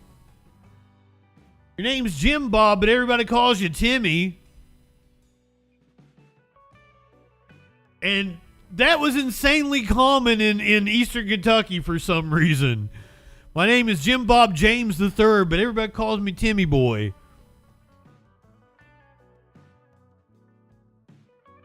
Like fucking Mark Twain. Well, he had that was his nom de plume. I could go on and on and on with artists we don't care to recognize their names. It's just absurd. All this is an attack on the LGBTQ community. They want to force the LGBTQ community back into the closet. And I ain't gonna let it happen. You can go fuck yourself. I call it what it is. This is strictly an attack. And my God, somebody in one of those 10 states needs to challenge this. Because fuck does this seem unconstitutional. Prince went by a fucking symbol, and we all went with it.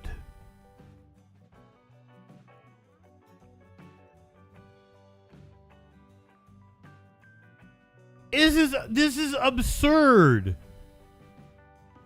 We don't call him Mark Calloway. We call him the fucking Undertaker.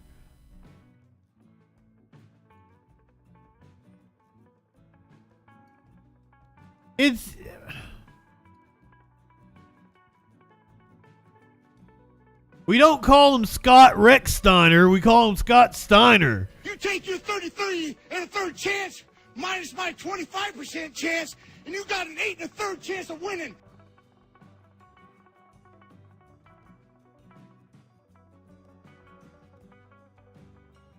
That math adds up.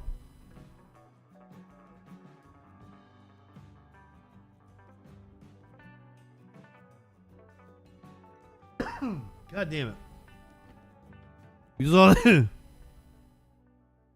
We saw the turkeys get pardoned last night. Means it's Thanksgiving. That means we are coming up on Black Friday.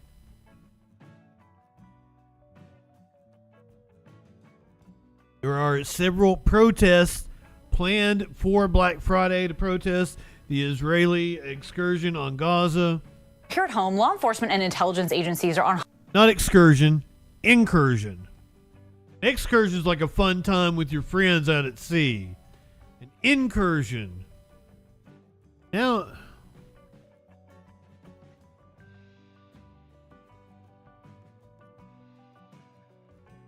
an invasion or attack, especially a sudden or brief one. It's not really an incursion, it's very prolonged. Perhaps I was wrong to use the word incursion. Oh, this is in response to Israel, the U.S.'s support of Israel. That's what these Black Friday protests are about. Here at home, law enforcement and intelligence agencies are on high alert for any potential security threats. ABC News is learning of planned... I also encourage you not to buy anything on Black Friday. Protests at shopping malls and commercial centers this Black Friday, one of the biggest shopping days of the year, as you know. Joining us is ABC News senior investigative correspondent Aaron Katursky with more. Aaron? Kana, New York City police officials say there is no specific or credible threat to the annual Macy's Thanksgiving Day parade that's 2.5 miles long, witnessed in person by 3.5 million people. But the parade does make for an attractive target, according to a new document we've had a look at here at ABC News from the FBI and the Department of Homeland Security. And it says that because of the heightened threat environment the country is in, given what's happening thousands of miles away in Israel and Israel's war with Hamas. After the 7th of October, that threat environment really surged. Hate crimes surged. Tensions have been high. And high-profile events like the parade, this document says, do make for an attractive target. The police are mindful of online calls to attack Jews and Muslim and Arab communities in the United States. They're also mindful that foreign terrorist organizations like Al-Qaeda are specifically calling for attacks on high-profile targets to avenge what they see as injustice committed by Jews or Americans. And the police say all of this is in their minds as they plan for security. They're also preparing for the day after Thanksgiving because another document we've had a look at says Black Friday could come in for boycotts or disruptions or rallies by pro-Palestinian demonstrators. Police say they're prepared for anything as this holiday season kicks off, Kana. All right, our thanks to you, Aaron Katursky. Good up, George.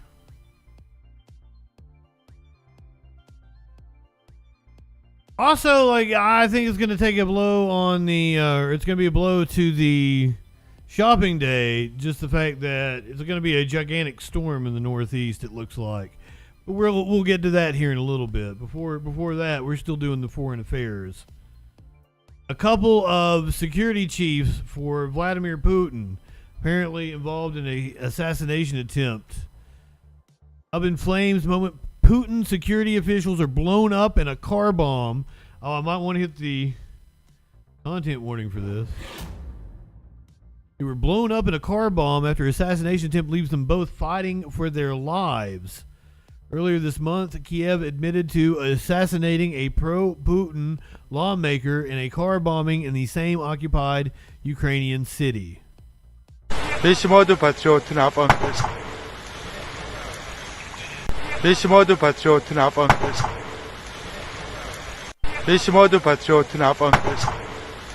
Already on fire.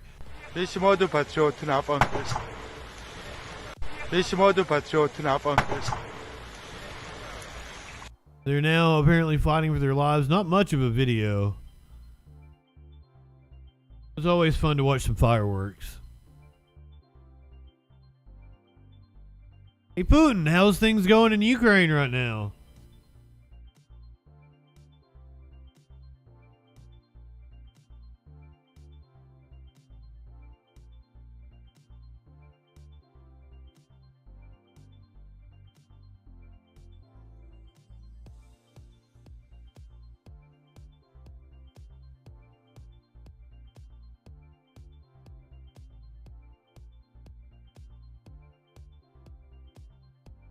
I'm sorry. This is one of those stories where I thought we were gonna have the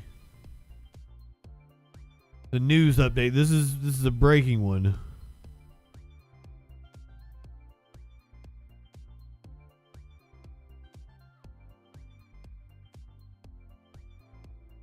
Unfortunately, it was not the news story that was attached to it. It was the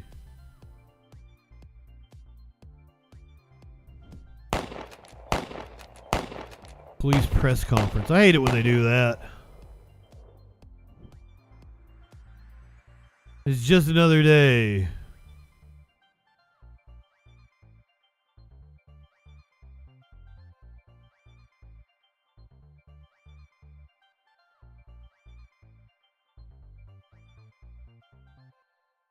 Yeah, this'll do. Happened in Custer County, Colorado. Searching overnight for suspect in a triple homicide. They say Anmay Clark escaped after an hours-long standoff at a home about 50 miles south of Colorado Springs.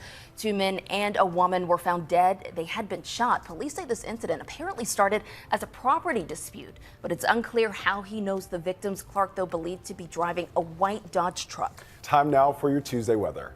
Ah, shut up.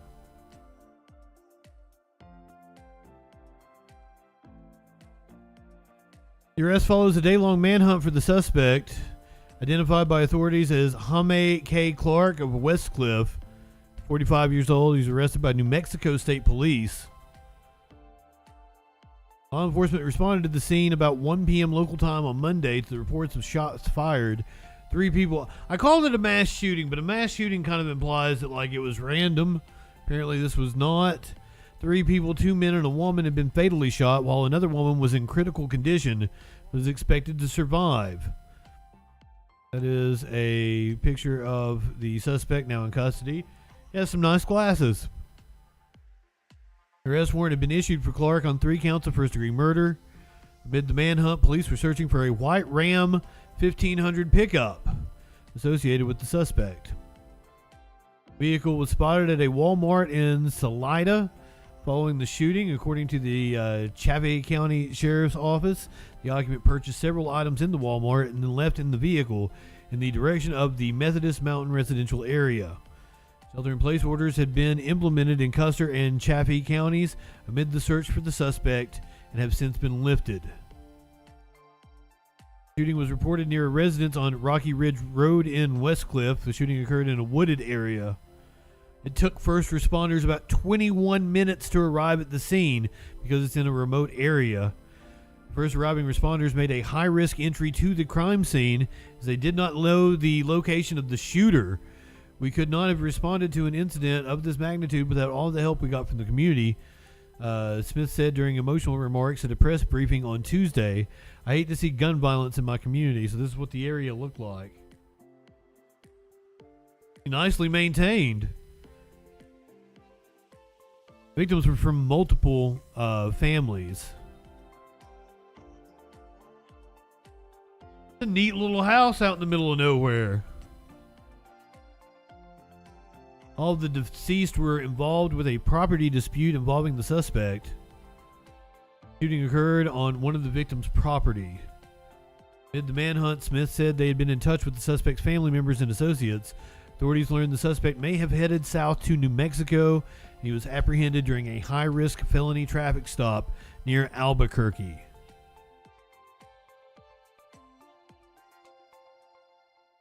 Well then.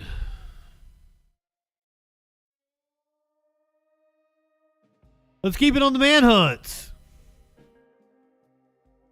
We told you about the freeway in LA that had been closed. They originally said 3 to 5 weeks to open it back up, but it looks like they've got it open in a week. Manhunt is underway for a person of interest in the arson that closed the freeway. Tonight, an urgent search for the person who intentionally started this massive inferno under a Los Angeles freeway. We still are looking forward to anyone that wishes to come forward with any information around this suspect. CAL FIRE releasing these images over the weekend of a person of interest in the arson that caused one of the city's busiest highways to shut down, creating a logistical nightmare for drivers and business owners in downtown LA and beyond. Authorities describing the suspect as an approximately 6-foot-tall man, weighing between 170 to 190 pounds, black hair, wearing a black hoodie, blue shorts, and a knee brace. They say he also appears to have a visible burn on his left leg. As I bet. Continues for many residents, a welcome Thanksgiving surprise. The good news is there was more good news. Just in time for holiday travel, overnight, the damaged stretch of Interstate 10 reopening days and even weeks earlier than previously expected. You know, it was a week or so ago that we were here, not knowing if we would be here at this moment announcing the reopening for 6 more months. Governor Gavin Newsom sharing the news of the expedited timeline on Sunday, alongside local officials and Vice President Kamala Harris, who praised the construction teams working around the clock over the last 8 days. The work that happened here is extraordinary, and the estimates were that this was going to take a long time. There were some who said that a 3 to 4 week estimation was ambitious.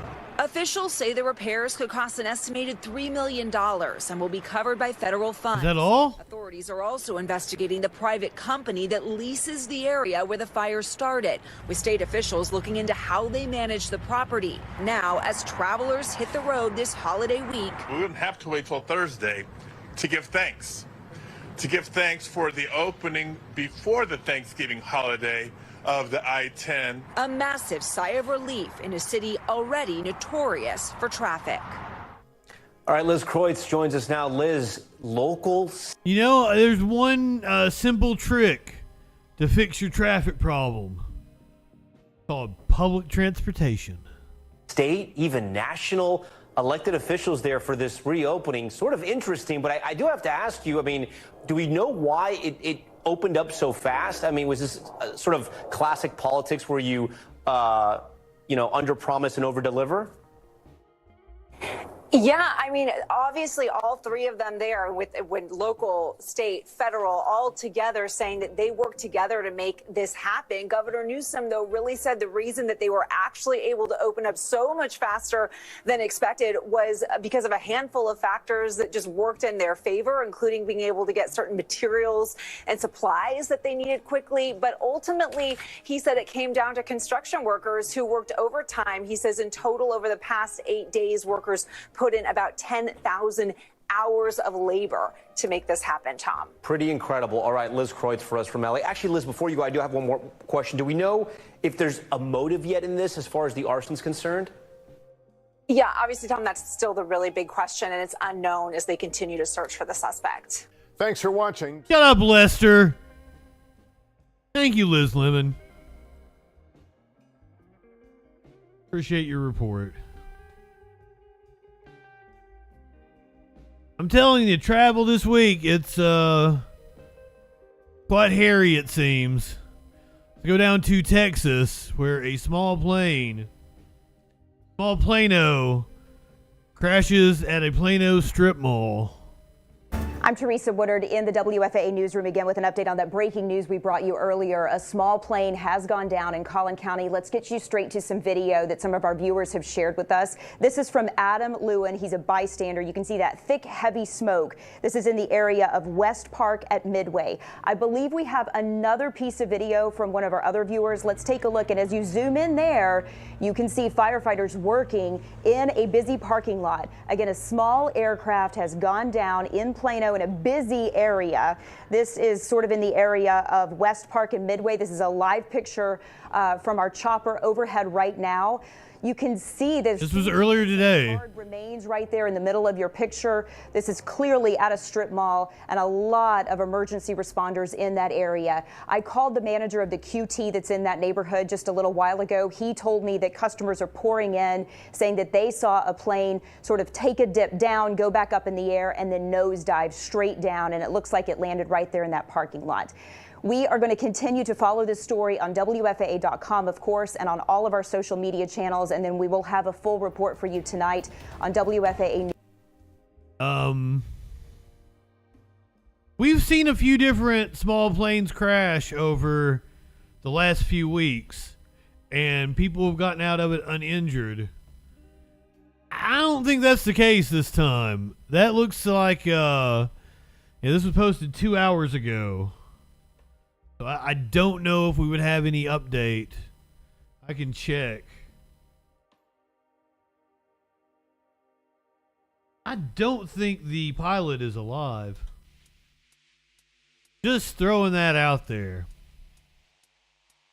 Pilot killed after plane crashes in Plano shopping center parking lot.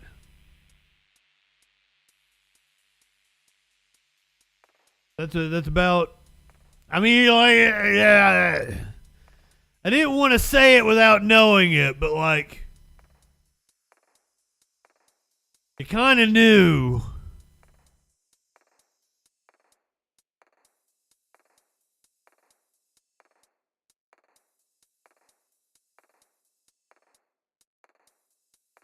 Not the only plane incident happening today. A Navy plane overshot the runway in Hawaii. Apparently no one was hurt in this incident. A U.S. Navy plane ended up in the water when it missed the runway at the Marine Corps base in Hawaii. 9 crew members and passengers were on board and all recovered safely. No more nuts. Conditions were difficult, and the Navy is now looking into how the incident happened. ABC's Melissa Adon has the details. A potentially deadly disaster was averted after this Navy P-8A Poseidon patrol jet ended up in the water. The military says conditions were cloudy and rainy at the time, with visibility limited to about a mile. Officials say the plane skidded along the runway before overshooting it. And skid marks. To land at the Marine Corps base in Oahu, about 10 miles north of Honolulu. Fortunately, the water in the bay was shallow, and authorities say all 9 people on board made it out safely. The P-8A is often used to hunt for submarines and is used in reconnaissance and intelligence gathering. A floating barrier was put up around the jet to prevent any fuel or other contaminants from polluting the water and nearby coral reefs. The plane.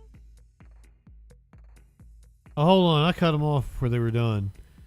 We went back to the reporter in the newsroom. Crew are stationed at Whidbey Island in Washington state, and they deployed to Hawaii on a rotational basis. The Navy is now investigating what went wrong. Melissa Adon, ABC News. What does a floating barrier do to protect the coral reef? I mean, I'm stupid, but it seems like that doesn't work. Am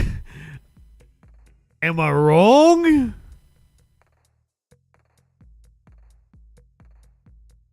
Danger is dozens of unexploded World War I shells uncovered after a heavy rainfall in Belgium. Oh, it's just music.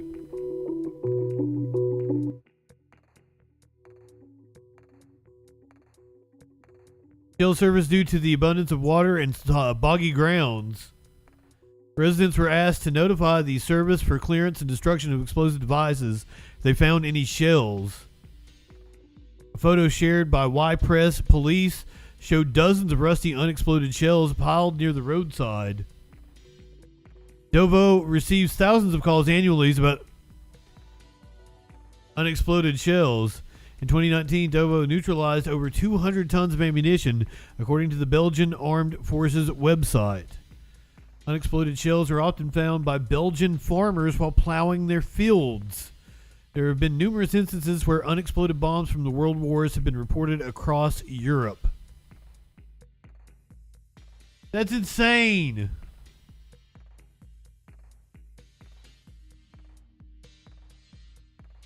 Still finding munitions from wars that took place almost 100 years ago, over 100 years ago in the case of World War I.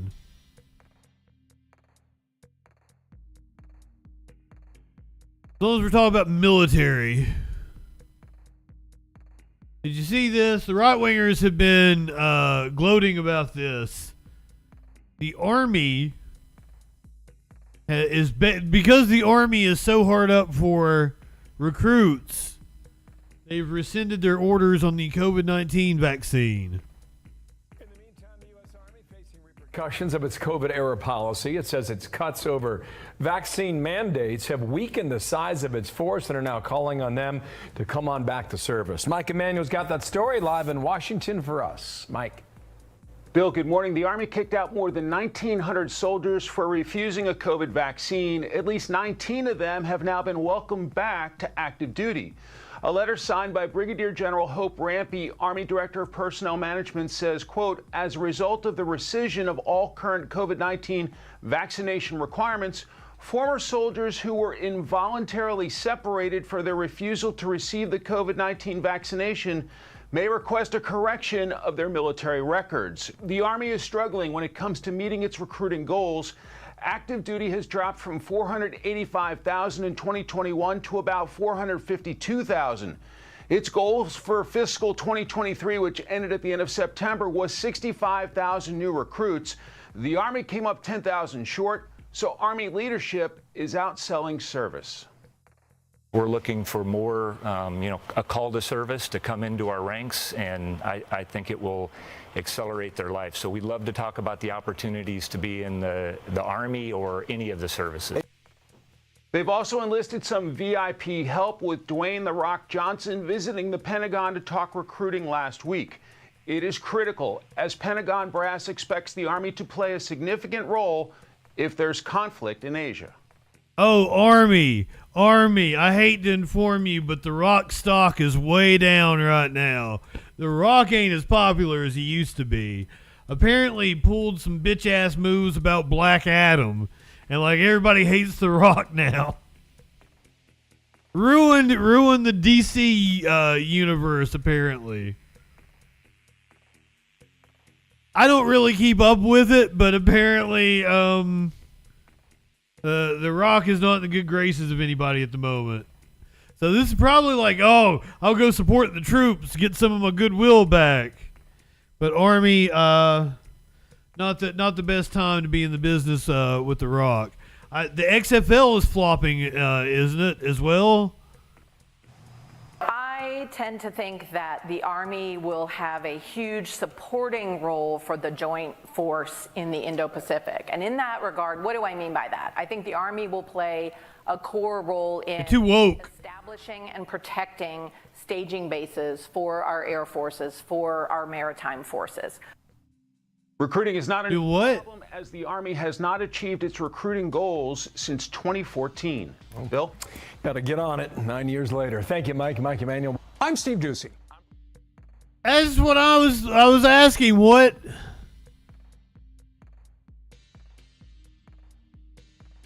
The coming war with China, clearly. Jesus. We could very well be on the brink of another world war. We were talking about the munitions earlier. Like, it is I even left that story off that we've attacked Iranian-backed groups in Iraq within the last few hours.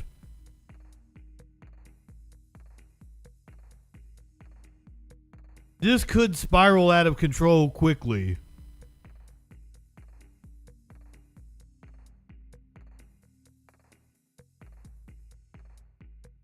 Just what we need. Cardi was right. She's like, look around. We're fucked. We're fucked.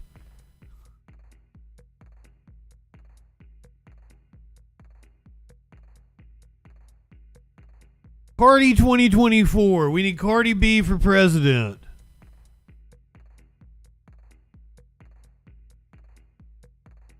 I would like to, like, I'm like feeling like my 40s should be my best years. Like, I have hit my creative, like, peak. I do believe, like, I am doing better with my career and my creative output than I have ever done. So I'm really banking on my 40s being lucrative and successful for me.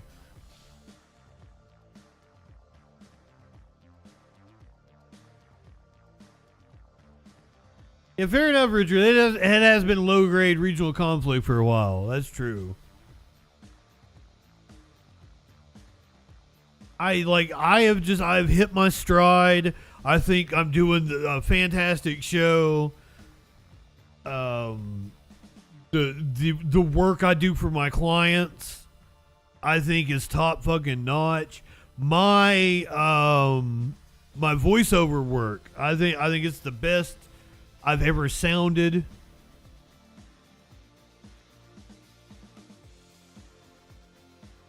So I'm like, I turn 40 next year in about 6 months. And like, all right, like, it's time to get serious now. I'm done being a kid. I want to buy a house. I want to have a house with a backyard and a smoker, and I want a fire pit. I want to do like rotisserie chickens on a fire pit. I want smoked meats. I'd like a brick oven too. I've been thinking about this. If there's a way to like build something with bricks and shit, have a brick oven and like a fire pit all in one kind of deal.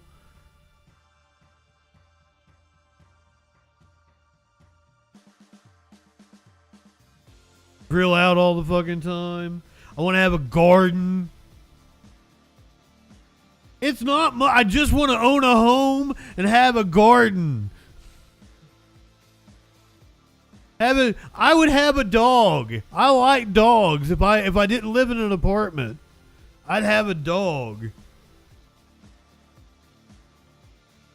They need a backyard to be able to go out and run around in and shit. It's not too much to ask. Like, fucking my parents could do it.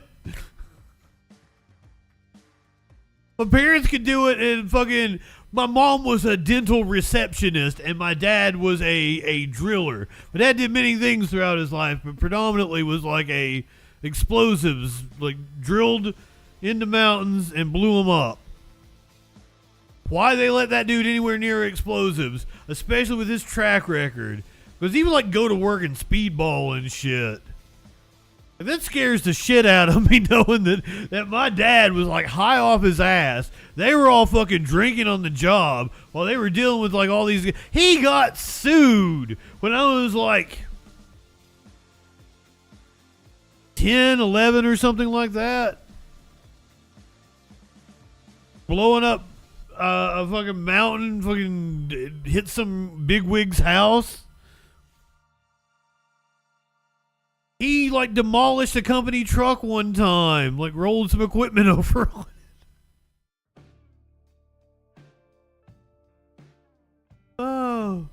Oh, anyway. But my incompetent, drug-addled dad and my mom, who was a dental receptionist, were able to buy a really fucking nice house. Insane. Like, man, that thing is probably over like $500,000 now. It's fucking nice. But it was like a middle class home when I was a kid. I don't remember exact numbers, but I want to say like they paid like 20, 30 grand for the lot, and the house cost something like 80 grand to build. 2-story garage, nice front yard, fenced in backyard. It wouldn't surprise me if it's $500,000 fucking dollars now. A trash man should absolutely be able to buy a house. So like, Jesus, like I should be able to buy one. I am a professional with 20 years experience and a degree in this shit. My God. But also, like, let's face it, if I had played the game, if I'd been a lot easier to work with, I probably would be working at some movie studio or in like NBC, ABC. I don't play well with others.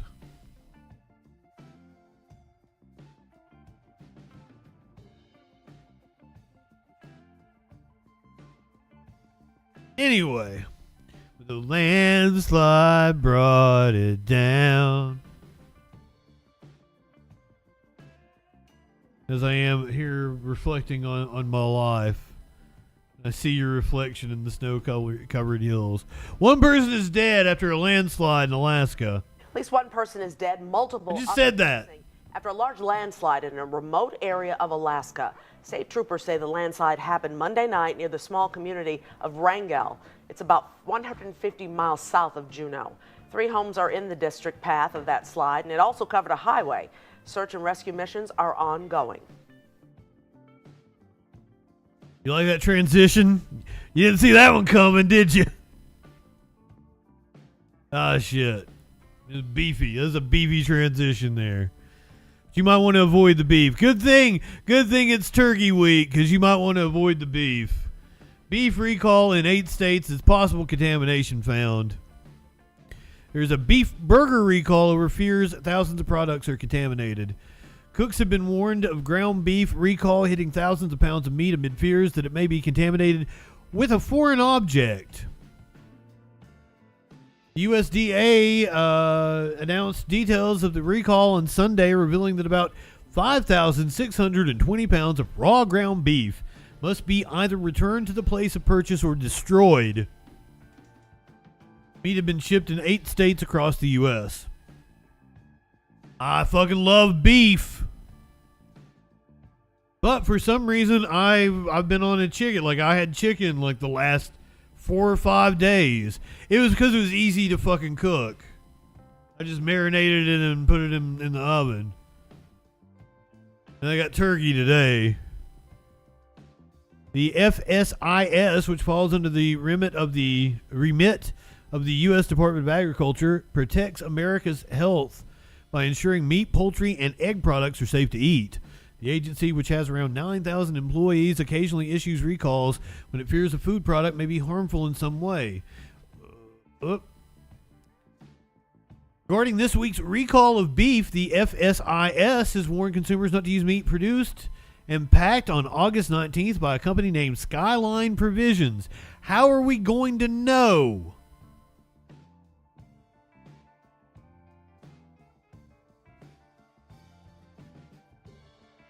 Is that on the pay? Like I get the Kroger meat from the meat department. Like, or is this not for consumer? Like, this is not the consumer level. This is telling the people at Kroger, no, you don't want these. You don't want to put this beef out. 20-pound carton. Yeah, I'm not buying 20 pounds of beef. Containing 4 packages of Skyline Provisions ground beef, $81.19. 20-pound carton boxes containing 4 packages of Skyline Provisions, $75.25. I didn't even know they made $75.25. I thought like 80-20 was the highest fat content you could get. It's quite possible somebody lost an appendage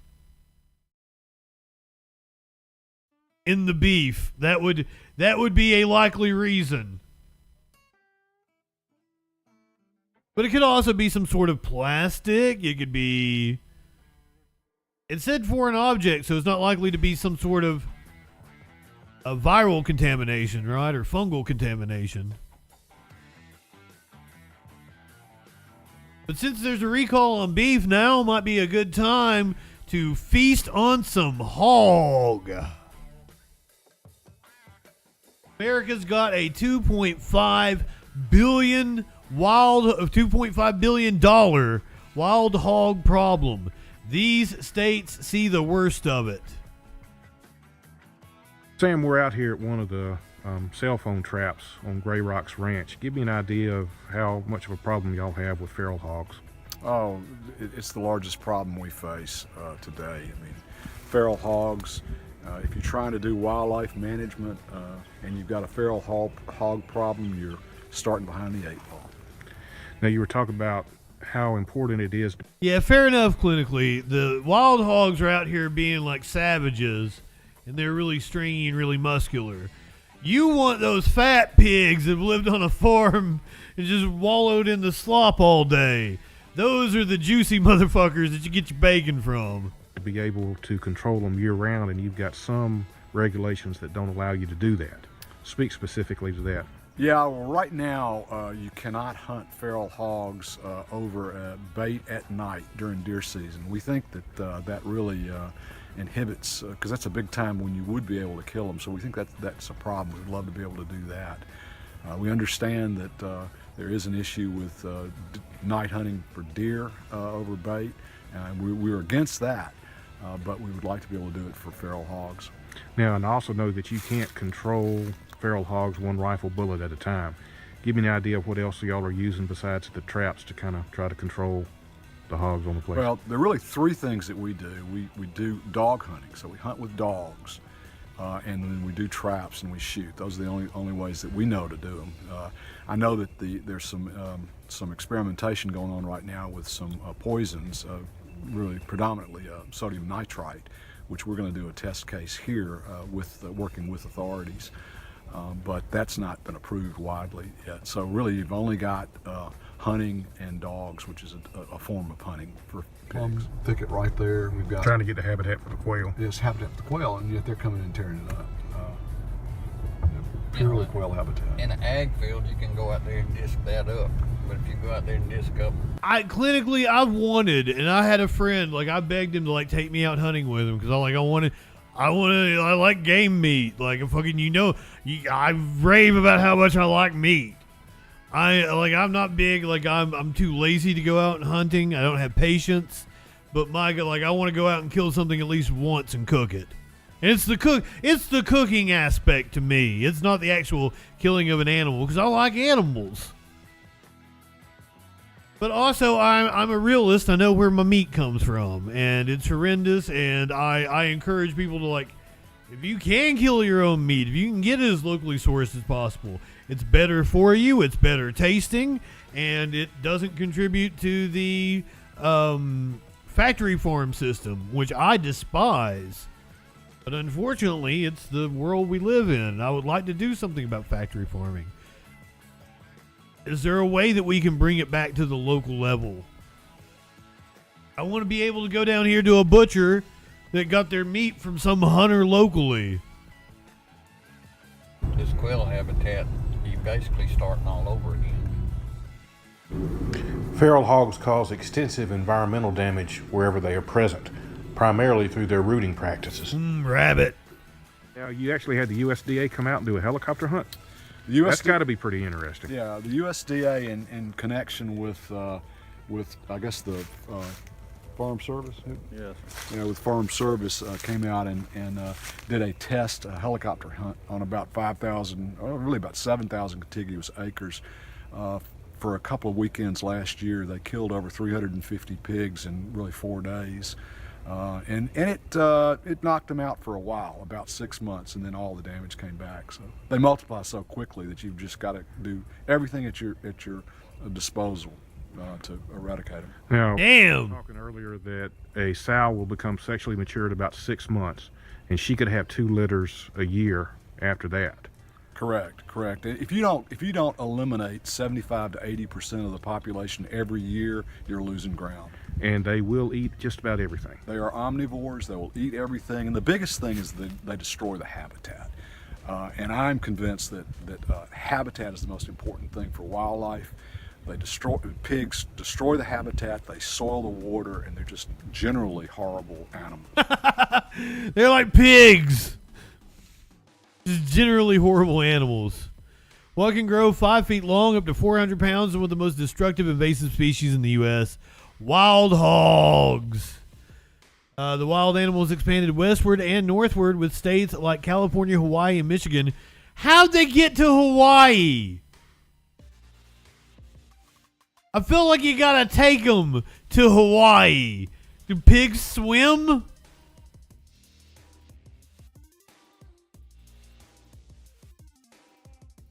California, Hawaii, and Michigan reporting fairly large feral pig populations. They've now been reported in 35 states. They can run up to 30 miles per hour. That's faster than Usain Bolt, who ran at 27.3 miles an hour. Adult swine can be size 3 feet to 5 feet in length. Weigh between 75 and 250 pounds. Apparently they came from Eurasia. Texas, Georgia, and Florida are most impacted by wild hogs. Texas, Georgia, and Florida. This is the number of feral hogs reported by state, predominantly down in the south, clearly. Florida, Alabama, Georgia, Mississippi, Louisiana, Texas, Oklahoma, Arkansas, Tennessee, North Carolina, South Carolina. Not bad in Ohio, Kentucky, Missouri, Kansas, New Mexico. Really bad out in California. The animal's range has expanded more westward and northward over time, with at least 35 states reporting their presence. Nearly 300 native plant animal species in the U.S. are in rapid decline because of feral swine, and many of the species are already at risk according to Animal and Plant Health Inspection Service. The swine also carry at least 40 parasite, 30 bacterial and viral illnesses, and can infect human, livestock, and other animals with diseases like brucellosis, which is Cardi B's last name, brucellosis, and tuberculosis. Yeah, she's a Manazar brucellosis. They're kind of cute, though. In some states, total elimination of feral hogs is the end goal for conservationists. The Missouri Feral Hog Elimination Partnership killed 9,857 in 2021. 54,000 since 2016. Damn. He's cute.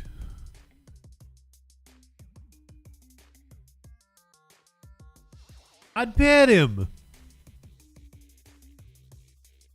Introduced by DeSoto in 1539 in Florida.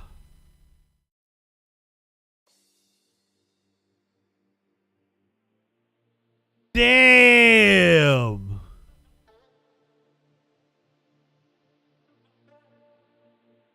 All right, I've teased it a couple times tonight. Travel is going to be insane. Not only because it's a holiday, but because we're going to be dealing with a gigantic storm that's going to encompass pretty much all of the East Coast. If you're traveling, good luck out there, guys. Don't want to be you. A big stripe of red Not a good thing for travelers on this Tuesday. We have a big storm moving across the country, and unfortunately for millions of people, it means travel delays. Now, I do want to mention there's a lot of green back to the west. That's good news, and we'll see the green expand this week. But let's focus on the storm here. You can see that widespread rain from the Great Lakes all the way back to the southeast. Now, the southeast, we do have some pockets of severe weather possible today as we look toward the Carolina coastline even. It's not widespread, but the concern is there this afternoon and evening, so please make sure you are staying tuned to the forecast. Back into the Ohio Valley, the Northeast, and the Mid-Atlantic, oh gosh, name it, and we've got it. From heavy rain to that wintry mix, kind of a mushy, uncomfortable situation as you get across the northern tier of Pennsylvania, back through the Allegheny Mountain Range, and even some icing already reported across the panhandle of Maryland and into West Virginia as well, out toward Mineral County and Garrett County. So please make sure you're being careful on the roads, bridges, and overpasses. That's where we expect the biggest problems during the day today. This whole thing starts to move to the east as we get through this evening, and really by later this afternoon, I think New York, D.C., Philadelphia, you have an ugly commute home. Heavy rain is going to be the biggest concern, and even some gusty winds at times as the storm continues on to the east. Not saying you should play hooky, but if you didn't work from home today and you have the ability to leave the office a little bit early, I don't think it's such a bad idea in cities like New York. You'll notice, though, it's not just the green. Look at the pink and blue here as we get back up into the mountains of New York, the Adirondacks, and the Catskills, and then as we get into those New England mountain ranges like the Greens, the Whites, and the Boundary Mountains as well, we have the concern for some icing, especially back through Vermont, New Hampshire, southern Maine, and even as you get back up toward the Adirondack Mountains. Again, bridges and overpasses are the biggest concern, but I do think we could have some problems even as you get to some of the lower elevations. Now, in terms of snowfall, it's not something to write home about necessarily. It's not like we're seeing a blockbuster winter storm for snow, but we could get a half a foot to a foot into the White Mountains of New Hampshire, the Boundary Mountains of Maine, and then more widespread. It's more in the way of a dusting, 1 to 3 inches in some spots. I think a perfect example is Albany, New York, where we are looking at a coating to an inch in your AccuWeather Wintercast. Great product here of not just AccuWeather.com, but the AccuWeather app. But the snowfall's at a really inconvenient time. Look at that there, from 5 p.m. to 11 p.m. Eastern time. So we're looking really at rush hour in Albany, in the New York state capital here. So make sure you are taking it easy heading out the door. And again, if you can leave early, not a bad thing.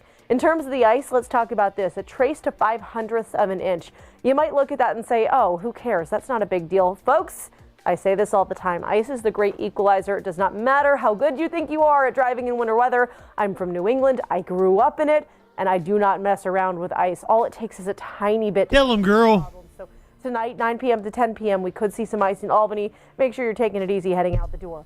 If there's some good news in this forecast, it's that the storm is up and out on Wednesday. Now, there's still some red back into the mountains where we are expecting more in the way of winter weather, and even some showers and a couple thunderstorms linger down the coastline here in the yellow, but lots of green on the travel map for Wednesday. So if you have to leave, whether it's today or Wednesday for Thanksgiving travel, I'd say Wednesday is definitely your better bet.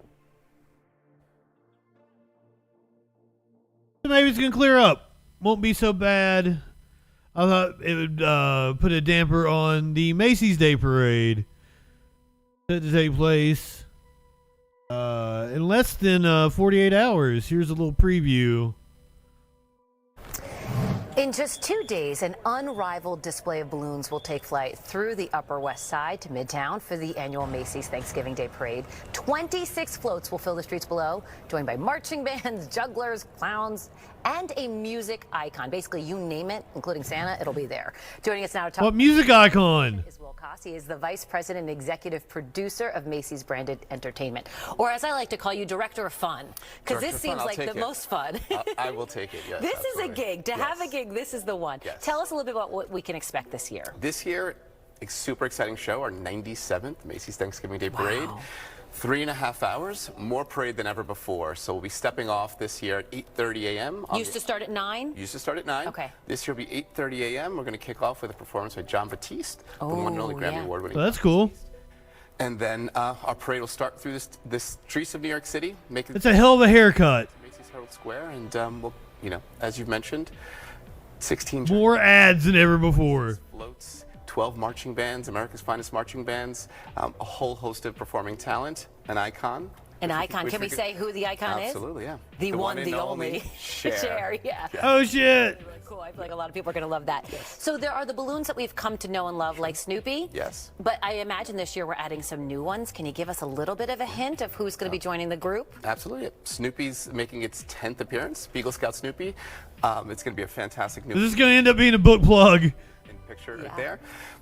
Woodstock is set up top his hat. We also have Luffy, Monkey D. Luffy from the anime series One Piece, super popular character. We have Yeah, I don't know who that is. Panda making an appearance this year, second appearance in the parade. We also have the one and only Doughboy from Pillsbury. This Brand is new incredible. pose. I feel like you guys really always have your finger on the pulse of what, especially the kids want to see. I mean, the adults, we love it all. But the kids are the ones that really love this more than anything. Yeah, our goal is always to find, when we start. You calling me a boomer? The new elements and, with designs and poses. It's really about finding that moment where, in a moment's notice, you look up. It's that surprise, delight, that familiarity with the character, that familiarity with the pose, but just finding that special moment in time to it's a snapshot. You've got a minute. It's an anime, right?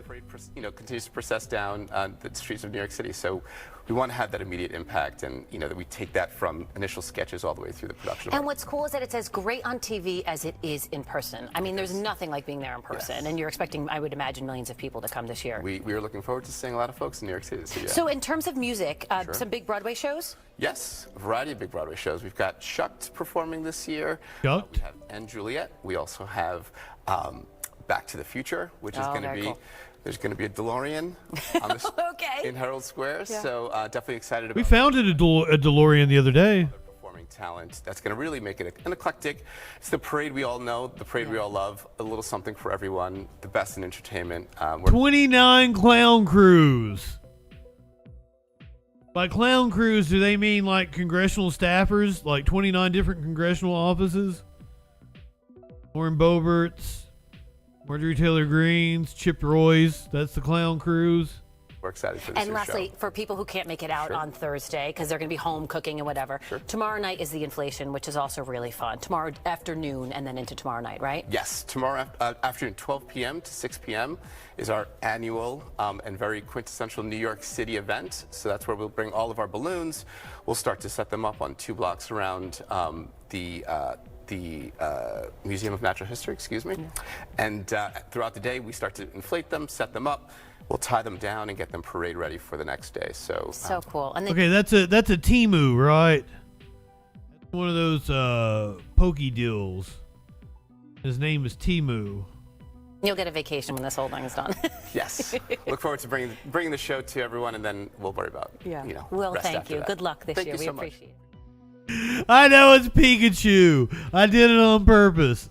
I swear. I swear. Oh, I'm a little stinker. Speaking of little stinkers, I feel like this kitty, he just wanted to help.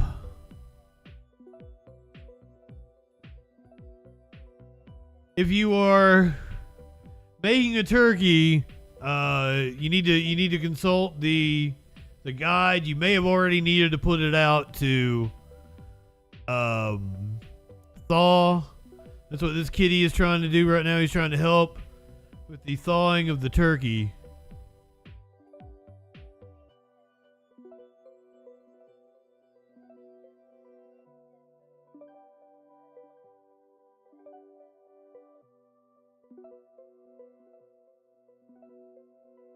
I made chicken the other day. I put the chicken package in the trash, and like Smokey went fucking nuts trying to like get it out of the trash.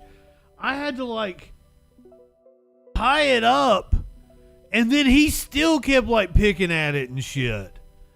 And I'm like, Smokey, what the fuck, dude?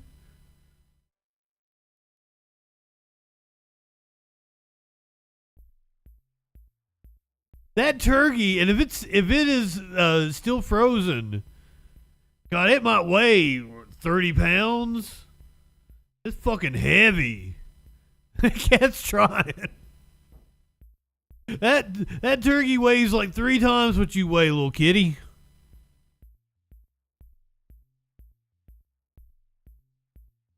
But yes, reminder to everybody, if you do have a turkey in the fridge, I do believe Tuesday evenings when you're supposed to sit it out. But it could be 76 hours and you might be late on it.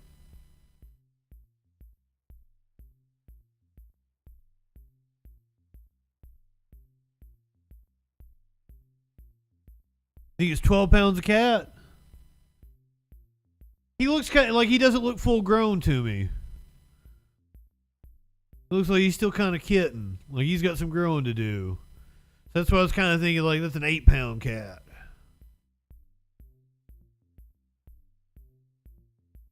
Let me tell, okay, like Maynard looks fat. You see him and like he looks fucking fat.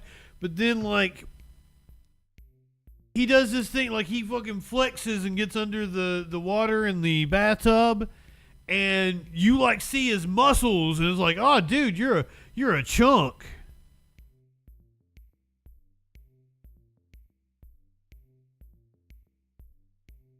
Look like you've been chiseled.